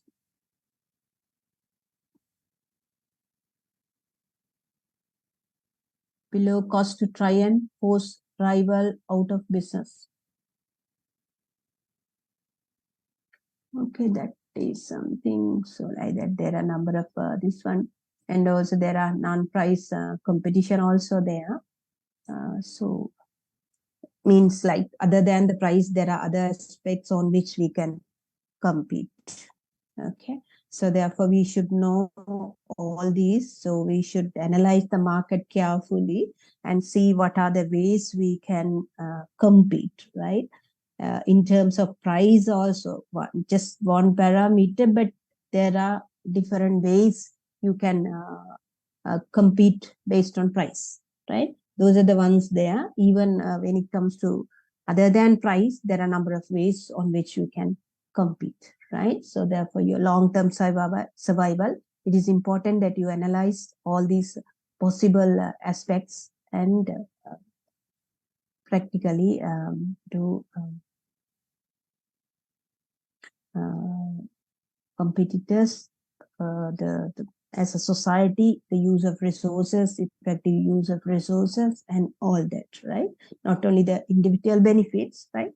And for the entire society. Okay, right. So the last market structure is duopoly. So there is nothing special. It's just the double of the monopoly, right? So the this one, what you call this? Petroleum we can consider duopoly, and then electricity we can consider duopoly, right? Sri Lanka. So the duopoly is a special case of theory of oligopoly in which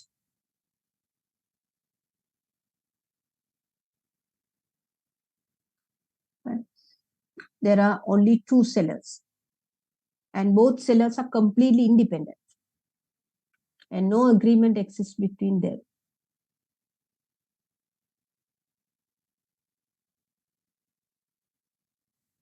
Right.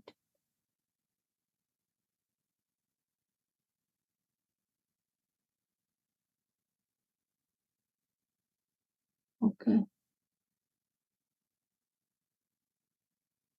So duopoly is special case of a theory of oligopoly in which there are two sellers, both completely independent and no agreement exists between them.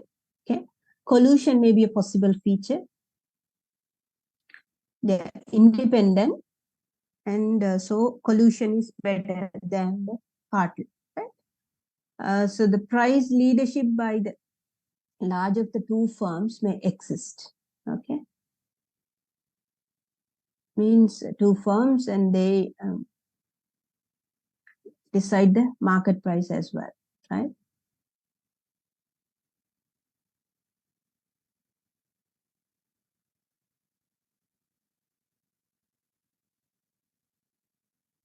Okay, so high barriers to entry. Cournot model is something French economist introduced, analyzed duopoly, suggested long run equilibrium would equal to market share and normal profit made. Okay. In reality, local duopolists may exist. Okay. That's what he said. Even electricity is the best in Sri Lanka for the duopoly. Okay. So that's all about the market structure. So different market structure and its characteristics, and also for each one of them, price and output determination. Okay.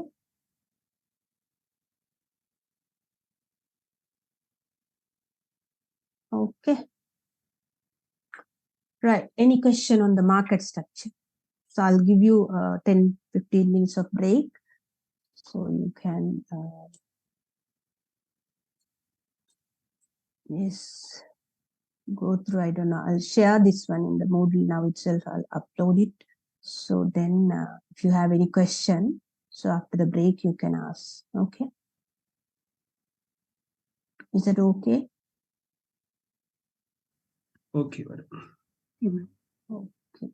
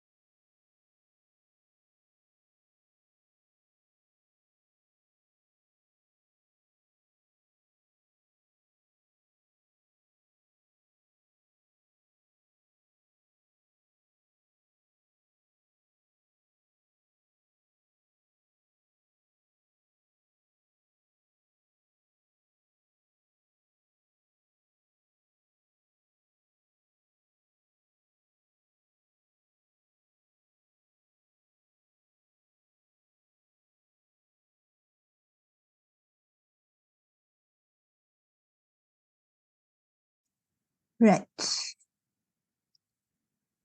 Will resume. Yeah, any questions you have on this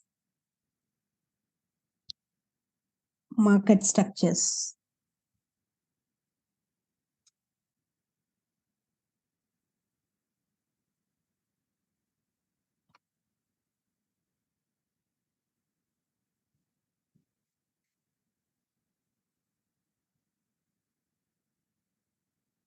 Yes. You have any question?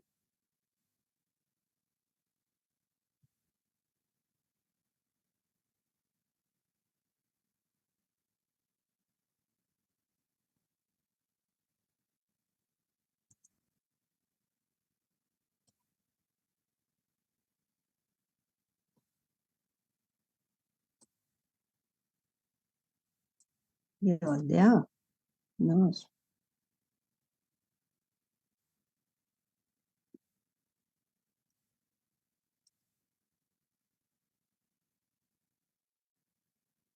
Oh, sessions 6. This is 28. Last week also we had something. No?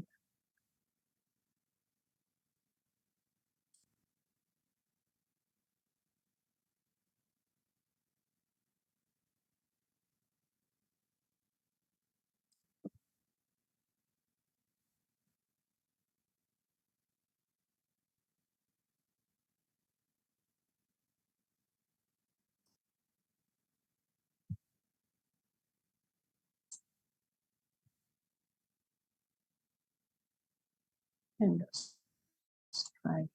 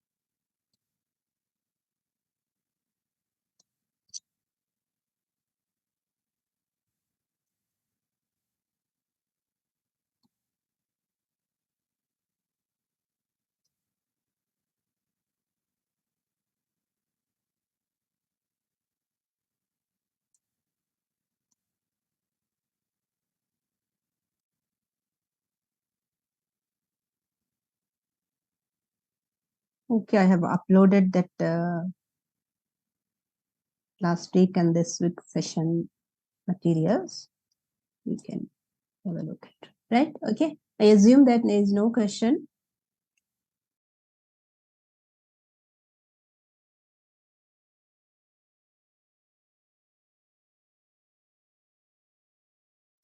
Moving to next section.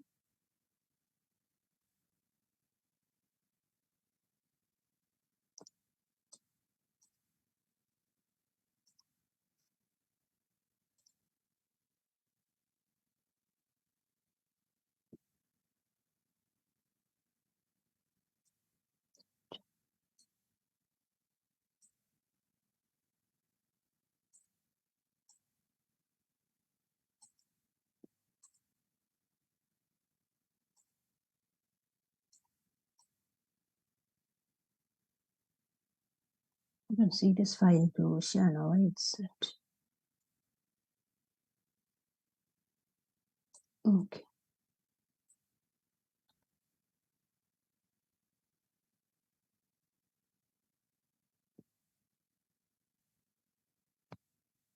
Right. Can you see the screen? Yes, madam. Okay. So the next section is utility and indifference curve. Okay. So far we have discussed about the basic introductory session on this microeconomic or the managerial economic concepts and its application. Then we had the demand, supply, elasticity of demand, elasticity of supply, production, cost, revenue, firm, and then the market structures. Okay. So I have no idea of like how far you all got this into your brain, but keep moving. So you have the freedom to ask anything at any time. Okay. Right. So this is actually, this is something connected with the theory of demand. Okay. So theory of demand, we said that people behave in certain way with respect to their consumption, right?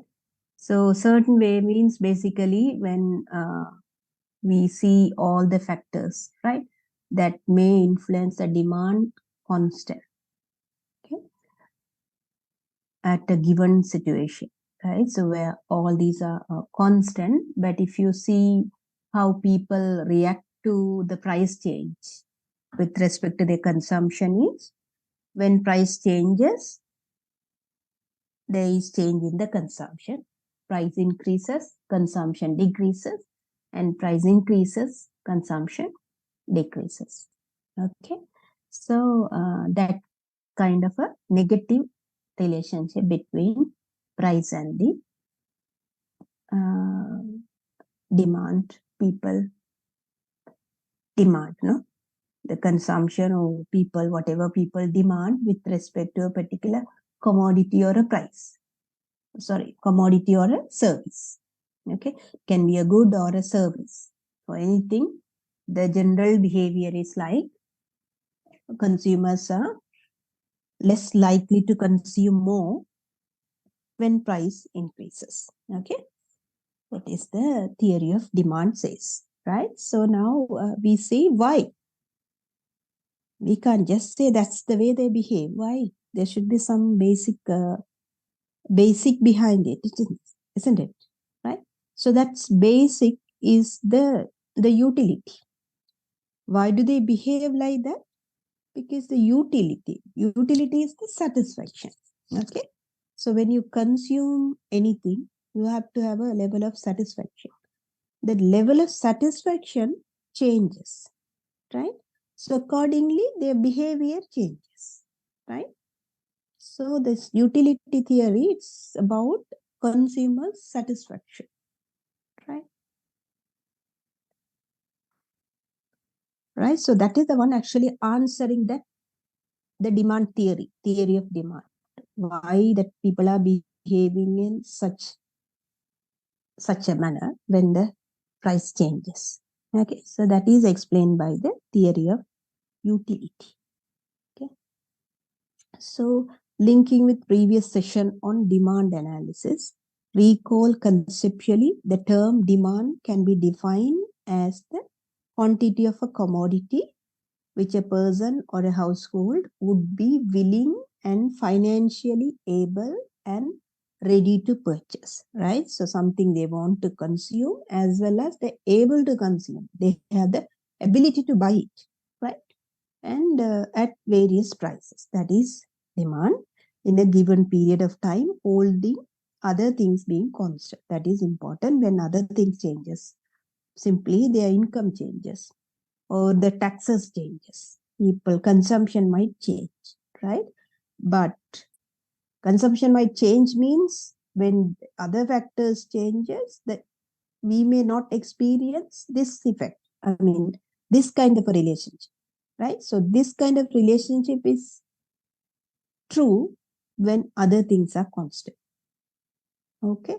What is this kind of relationship? There is negative relationship. Okay. Right. So, however, the demand analysis failed to answer at least two questions. What are those questions?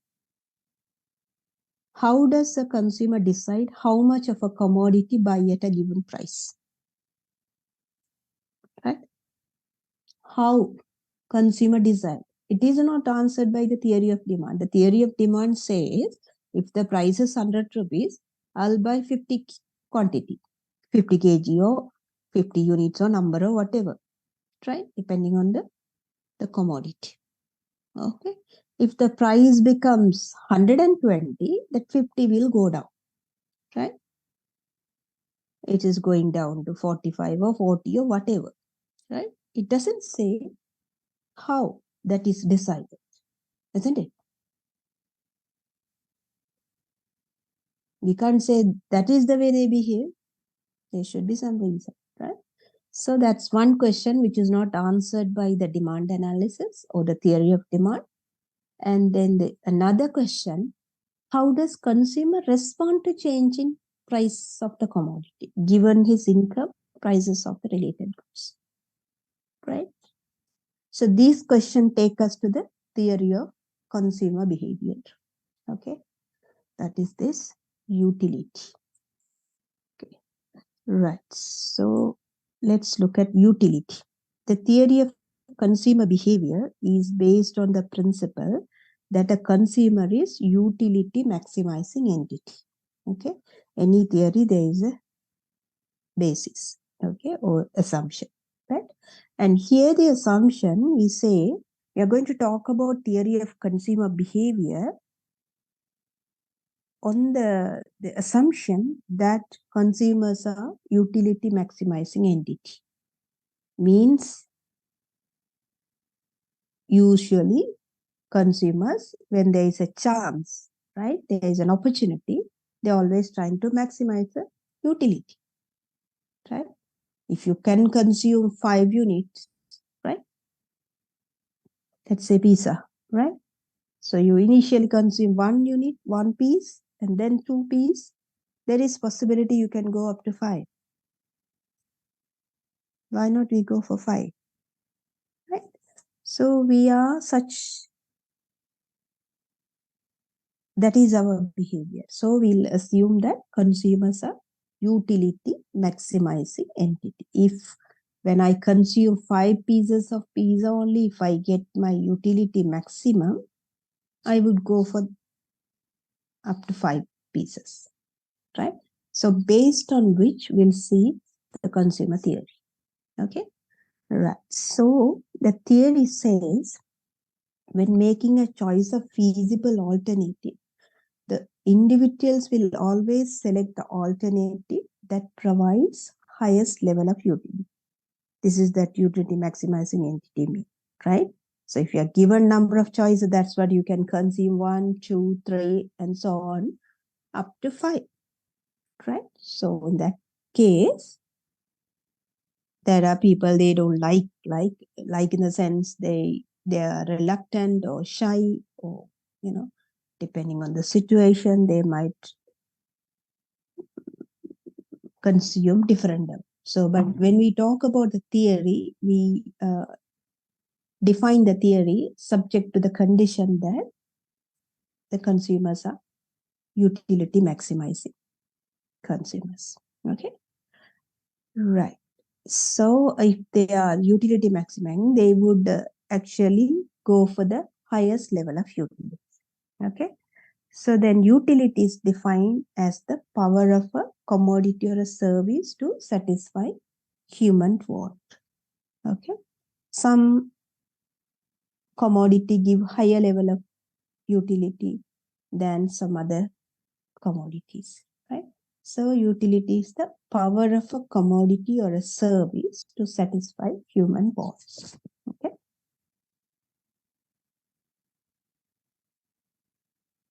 Some people don't use alcohol, wine, cigarettes, as it is dangerous for health. These things don't possess utility for them. Okay. However, there are people they like it, isn't it? And there is a utility for them. Then what does it say? Utility is a subjective concept. It varies from person to person. Okay. It's not objective, right? So satisfaction level, that the satisfaction level vary from person to person for a given commodity. And also it varies from commodity to commodity, right? So when we talk about utility for a given commodity, how the satisfaction level varies. and accordingly people decide their consumption level. Okay, right.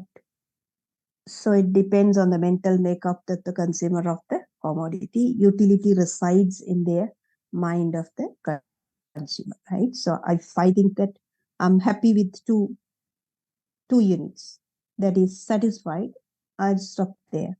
But somebody else, he or she still can consume 2 more units or 3 more units. So when they reach 5 units of consumption only, they get the full satisfaction, right? So therefore, it's basically the satisfaction resides in the individual's mind, right?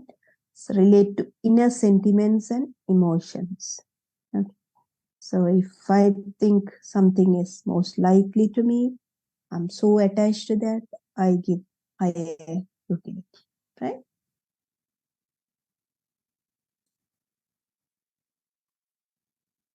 So is the utility, what do you think? Is it measurable?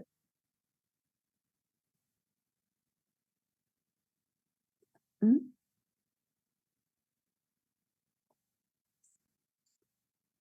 What do you think? Can we measure it quantitatively or qualitatively? Is there a way? Hmm?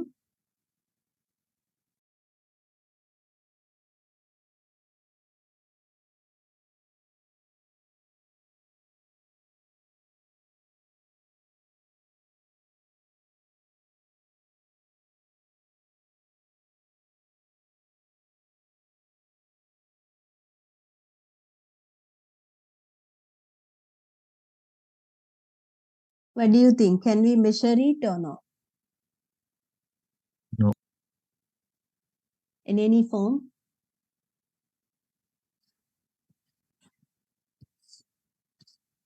Your satisfaction level with respect to, say, for example, this lecture. There are a number of 40-odd students in the class. Can we measure the satisfaction level about this particular lecture? Nothing else.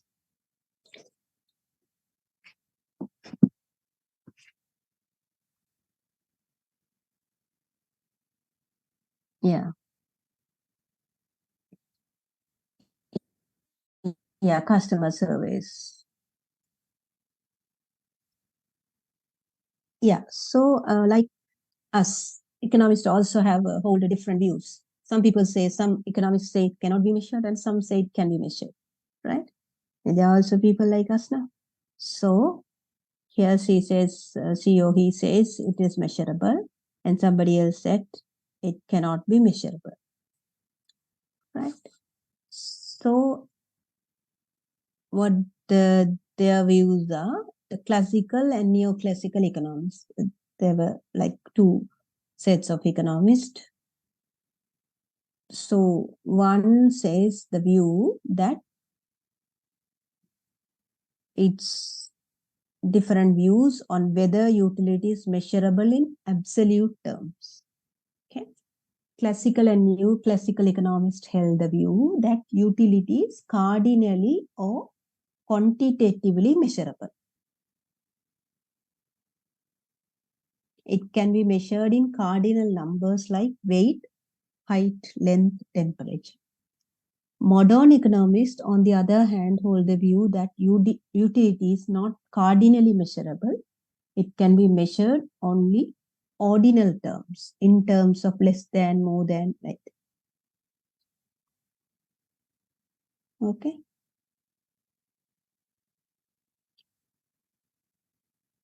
Yeah, so if we use a scale, say, yes, on a scale, maybe with respect to this lecture, it may be too broad, isn't it? Right. So there are people, they don't want to say, like neither say yes nor no, right? They want somewhere in between, because sometimes they felt it was satisfying and some other time they felt it wasn't, right? So like that, there are opportunities. So we go for appropriate scale, isn't it? And we try to measure, right? And of course, in measuring, it's a subjective concept, of course. because it depends on the assessor's, capability or time or whatever, right? So whatever can influence. First of all, you need to understand what are the factors that can influence this service, isn't it? Satisfaction level of the service, right? And so then you have to put those the factors constant and see how it changes with the satisfaction level with respect to a given set of conditions, isn't it? Right? So give the satisfaction level, you can say express on a scale of like 1 to 5, right? So where you can define 1, 2, 3, 5. And so then there you can clearly define, like when you move from 1 to 2, what is the difference? Okay, 2 to 3 and so on, right? So like that you define an appropriate scale and measure it. Okay, right? So therefore, depends, like, so this is can be certain items, say our consumption items, some day to day, our other consumable items like groceries or something, right? I would take the pizza, the satisfaction level when you consume 1 unit, what is the satisfaction level? When you consume 5 units, what is the satisfaction level? Again, we have to have an appropriate scale for that, isn't it? Right? So therefore, measuring in quantitative, like numbers, weight, etc., cardinal numbers, that may be difficult, isn't it? Right? So, but at least in terms of the ordinal numbers, like less than, more than, we should be able to assess, isn't it? Right? So we will assess. If you are assessing, we'll see how we can express the level of satisfaction, right? So according to the concept of cardinal utility, it is possible to measure and compare the utilities of two commodities, say apples and orange, right? For example, an apple may yield to the consumer a utility of 20 units, whereas an orange yield him a utility of 10 units. So like means the utility that you are getting, consuming 20 units of apple equals to 10 units of orange. Like that, it is measured in terms of the comparative term, right?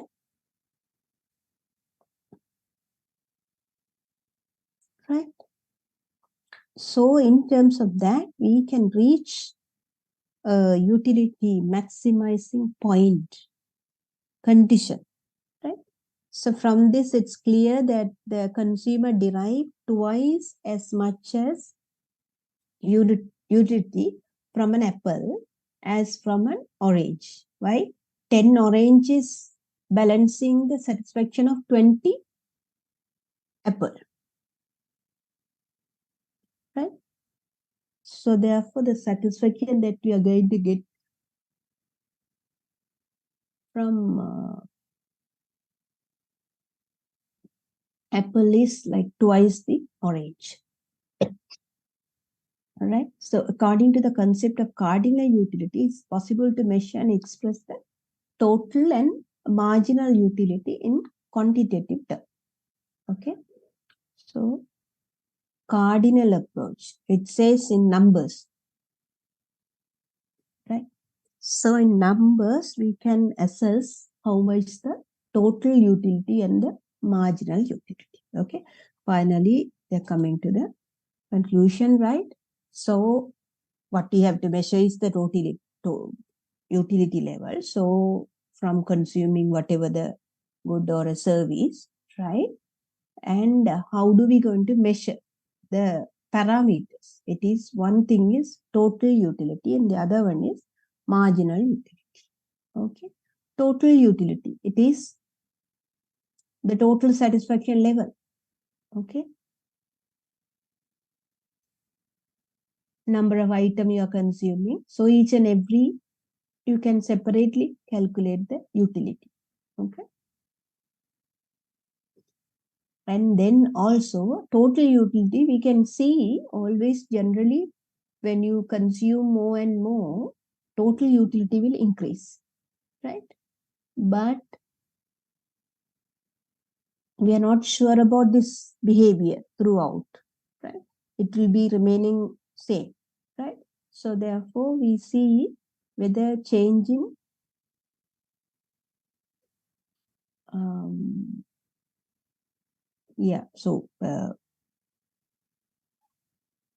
change in our utility with respect to our consumption levels. Okay. So marginal utility, that is the change. It is change in the total utility with respect to change in quantity. I said marginal is always additional. Additional means change, right?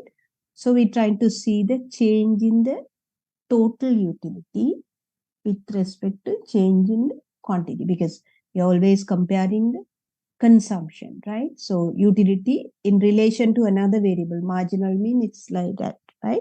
So here we represent the total utility in terms of our consumption level. So when the consumption level changes, what happened to the utility or the additional utility? Okay, that is the marginal utility. Okay, total utility mostly keep adding, say for example, 1 unit of pizza, 2 unit of pizza, or 1 pizza or 2 pizzas, like that. So totally, like usually the total keep increasing. Okay. So therefore, as in the other concept also, here also we do not rely fully on the total satisfaction to decide on our maximum level of consumption, because that is our concern now. For the demand, we're going to decide for a particular price, what is the amount we're going to consume. Okay. That is, we have to decide by our utility level. Okay. Because we are utility maximizing consumer. So therefore, what is our utility maximizing consumption level? And for we will go, because if you are paying 100 rupees, we want to get 100 rupee worth of it, isn't it? So the 100 of worth of it is how much? 5 unit or 10 unit or 15 units or how much? We have to decide that, isn't it? So to decide that, we are looking at our utility. Okay, 5 unit, how much the utility? 10 unit, how much the utility? 15 unit, how much the utility? Right? So where do you get your utility maximized? What is the output level? Okay, so that is here the marginal utility gives you change. Okay, you are consuming 5 units. Now go to the next level, 10 units. When you move from 5 to 10, how much addition? Is it increasing? Your utilities, additional utility, increasing. Keep consuming. If yes, keep consuming. Move from 10 to 50. What's happening to your total? Total will definitely increase, but by a little amount maybe. So what's happening to additional utility? Is it increasing? Yes. Keep consuming, right? So that's the way you go and see your maximum level of consumption. Okay, based on the satisfaction theory. Okay. So in return, we can decide for a given price how much we are going to consume. Okay, so that is the whole idea of looking at this theory of consumer behavior, or in other words, utility theory. So utility theory assumption is consumers are utility maximizing entity. So if that is the case, for a given price, how much will he or she consume? We have to find out that. That is the decision we have to take. Okay, so that is the one gives as the demand the consumer is demanding at that given price. Okay, you see the connection between the theory of demand and the theory of consumer behavior, right? So therefore we have to first of all measure our satisfaction level, and then only we can go to the maximum satisfaction level, and that is the quantity which we should be buying at a given price, right? We are talking about, remember that other factors are constant, no? Income changes, price changes, blah blah, keep all constant. So we try to understand the consumer's behavior and the consumption level for a given price level. Okay, right. So then two parameters. One is total utility, is the level of satisfaction derived from the good. Marginal utility is the additional utility, right? I always said that it's difficult to take a decision based on the total. So we have to rely on the marginal. Marginal is additional. So keep consuming, increasing your consumption level and see where the marginal comes, right? So marginal utility is the change in total quantity divided by change in quantity. Okay, is that clear? Marginal and the total. Look at this. What happened to marginal? What happened to margin? Sorry, total.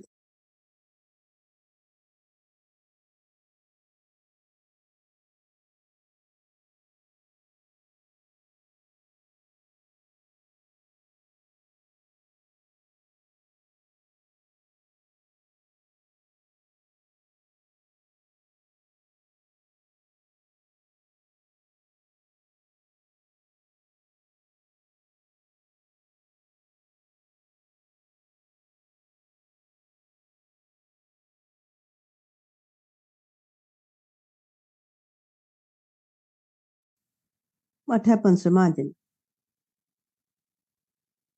We have already this marginal concept we have come across many times, starting from marginal product, marginal cost, marginal revenue. We talk about diminishing marginal returns, right? Based on the marginal product, right? Always set for the decision making, we go for the average as well as the margin. Marginal is the main one, right? So even the profit maximization, we go by the marginal cost equals marginal revenue. That's the one giving us a clear point of decision making. Otherwise, total, average, total will always increase. Average will have a different behavior. So therefore, we go by the marginal. That is always referring to additional. Something result in additional something, right? So, okay, so the same way here also we look at the marginal utility. Okay, so we change our consumption from 0 to 6. That is the maximum possible consumption levels we can go for a particular item, right? So the pizza, there are 6 pizzas, right? So therefore, let's see how our total satisfaction changes, and then accordingly the margin. Okay, right. So 0, 1, 2, keep consuming one after the other, right? And the total utility. When you consume 0, of course, there is no 0. There is no utility. So therefore, there is no satisfaction we are talking about. So 0. Okay.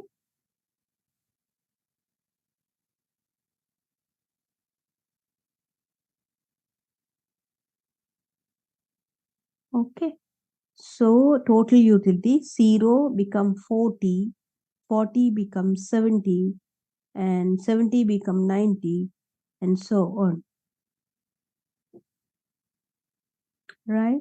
and then 90. After that, it becomes 100. Again, 100. It remains constant. And then when you go to the last piece, you actually lose your satisfaction. It is beyond your level. So then that satisfaction starts falling.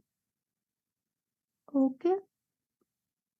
So marginal is additional, right? So 0, 1, 0, 40. So 40 minus 0 divided by 1 minus 0. That is marginal is 40. Next level, 1 become 2. Instead of 1, now we are consuming 2. When you consume 2, additional is 30. So additional 30 for 1 become 2. So additional is still 1 unit, 1 piece, right? So therefore it's 30, right? And go on like that. And then you can see there is a point where the maximize. Utility is maximized at 100.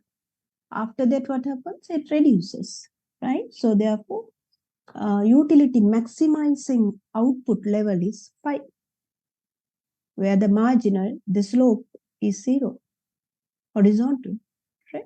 So marginal utility is the slope of the total utility, right? So here the slope is 0 because it is maximum, and then total utility reduces so that it becomes negative. If I go beyond 3 hours, nobody will listen, right? Maybe little will listen for about another 15, 20 minutes, and then after 3:30, nobody will, isn't it? Or 2:33, after 3, okay? Right, so the satisfaction level goes down with the time, isn't it? Beyond the limit, right? So, so this is 0 and it becomes negative, right? So therefore, so you can see graphically, total utility keep increasing and it comes to maximum and then it falls, whereas marginal utility reducing.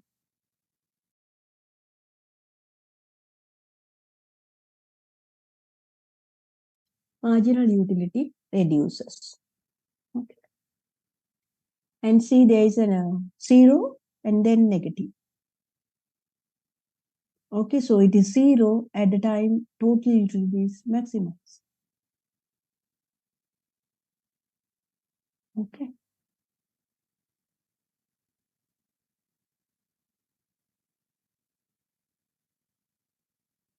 Okay. So you can see here the TU is rising till 5th pizza is consumed. Note that TU curve is rising but at the diminishing rate. It shows decrease the marginal utility. Diminishing marginal utility is shown by MUK. Right? So additional here 40, then 30, then 20, 10, 0, and minus. Okay, so therefore the diminishing marginal utility is diminishing, right? Right, so therefore the slope is like this, okay? Right.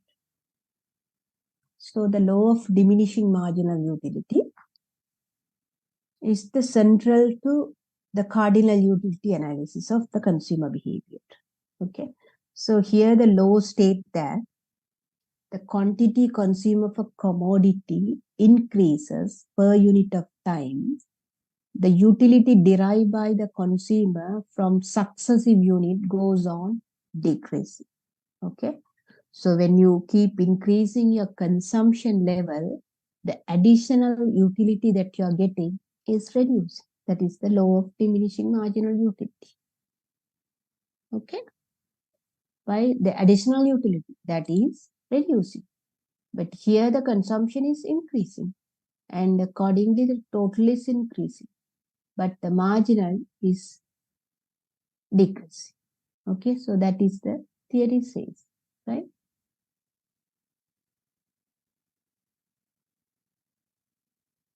All right. Okay.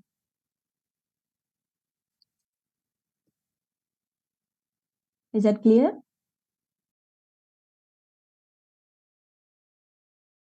Anything to clarify?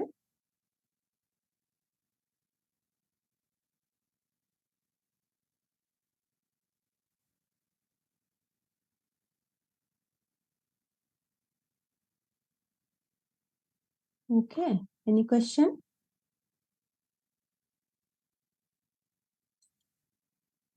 No?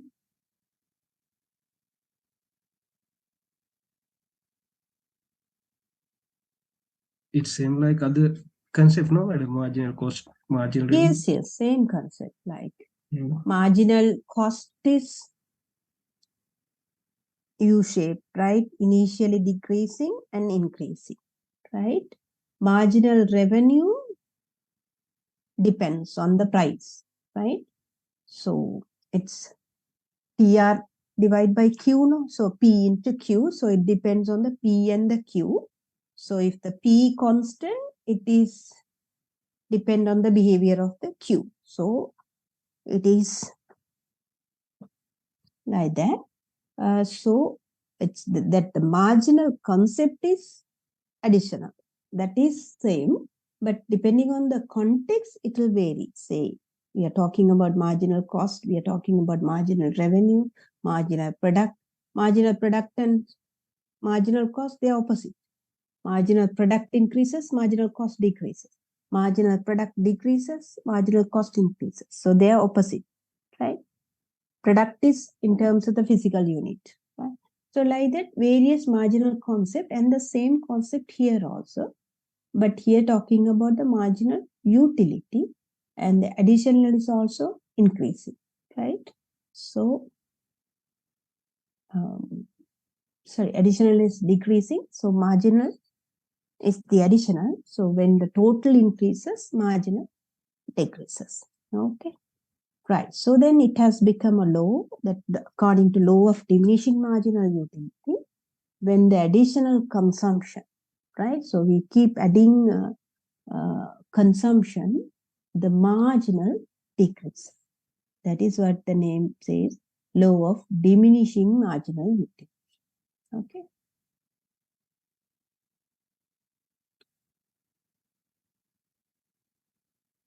Okay.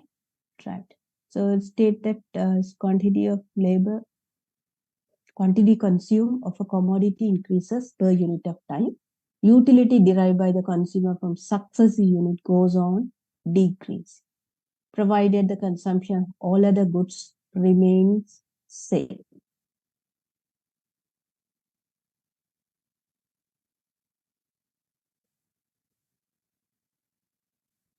Okay. The relationship between quantity consumed and utility derived from the successive unit consumed is called law of diminishing marginal utility.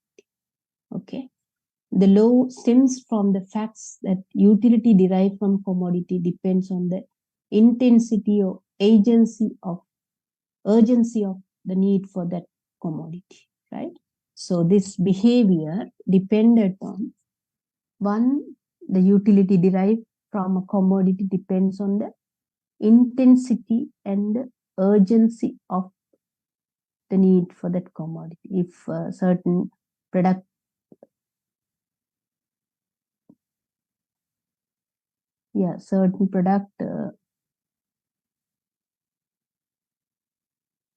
right. So utility derived from a commodity depends on the and that as more and more quantity of a commodity is consumed, the intensity of the desire increases, right? Say when you consume your first pizza piece, the desire is high. When it comes to second, the desire reduces. Third, it reduces further. Fourth also, right? So like that, the desire increases.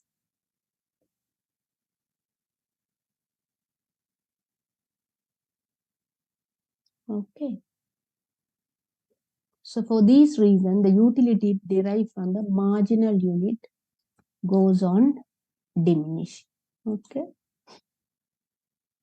You can see here the marginal utility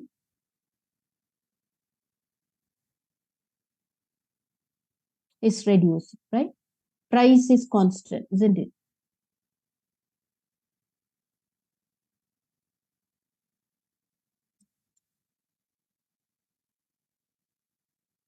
Okay. So we'll stop here. So the horizontal line Px, that is marginal utility of the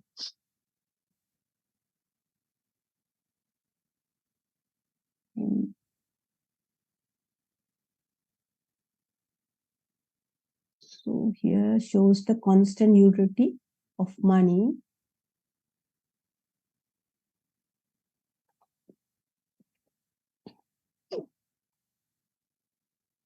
Utility of money weighted by Px, the price commodity X, and this represents the diminishing marginal utility of commodity X, right?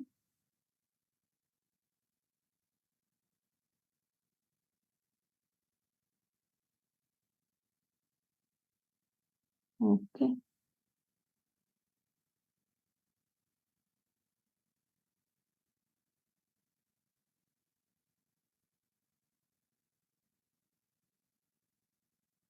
Okay.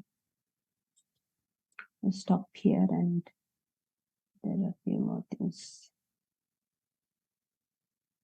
Okay. Right. Any questions?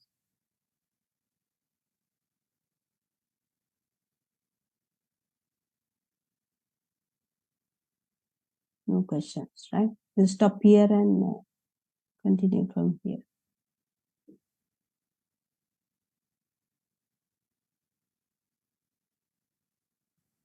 Okay, madam. Thank you. Okay. Thank you. Okay.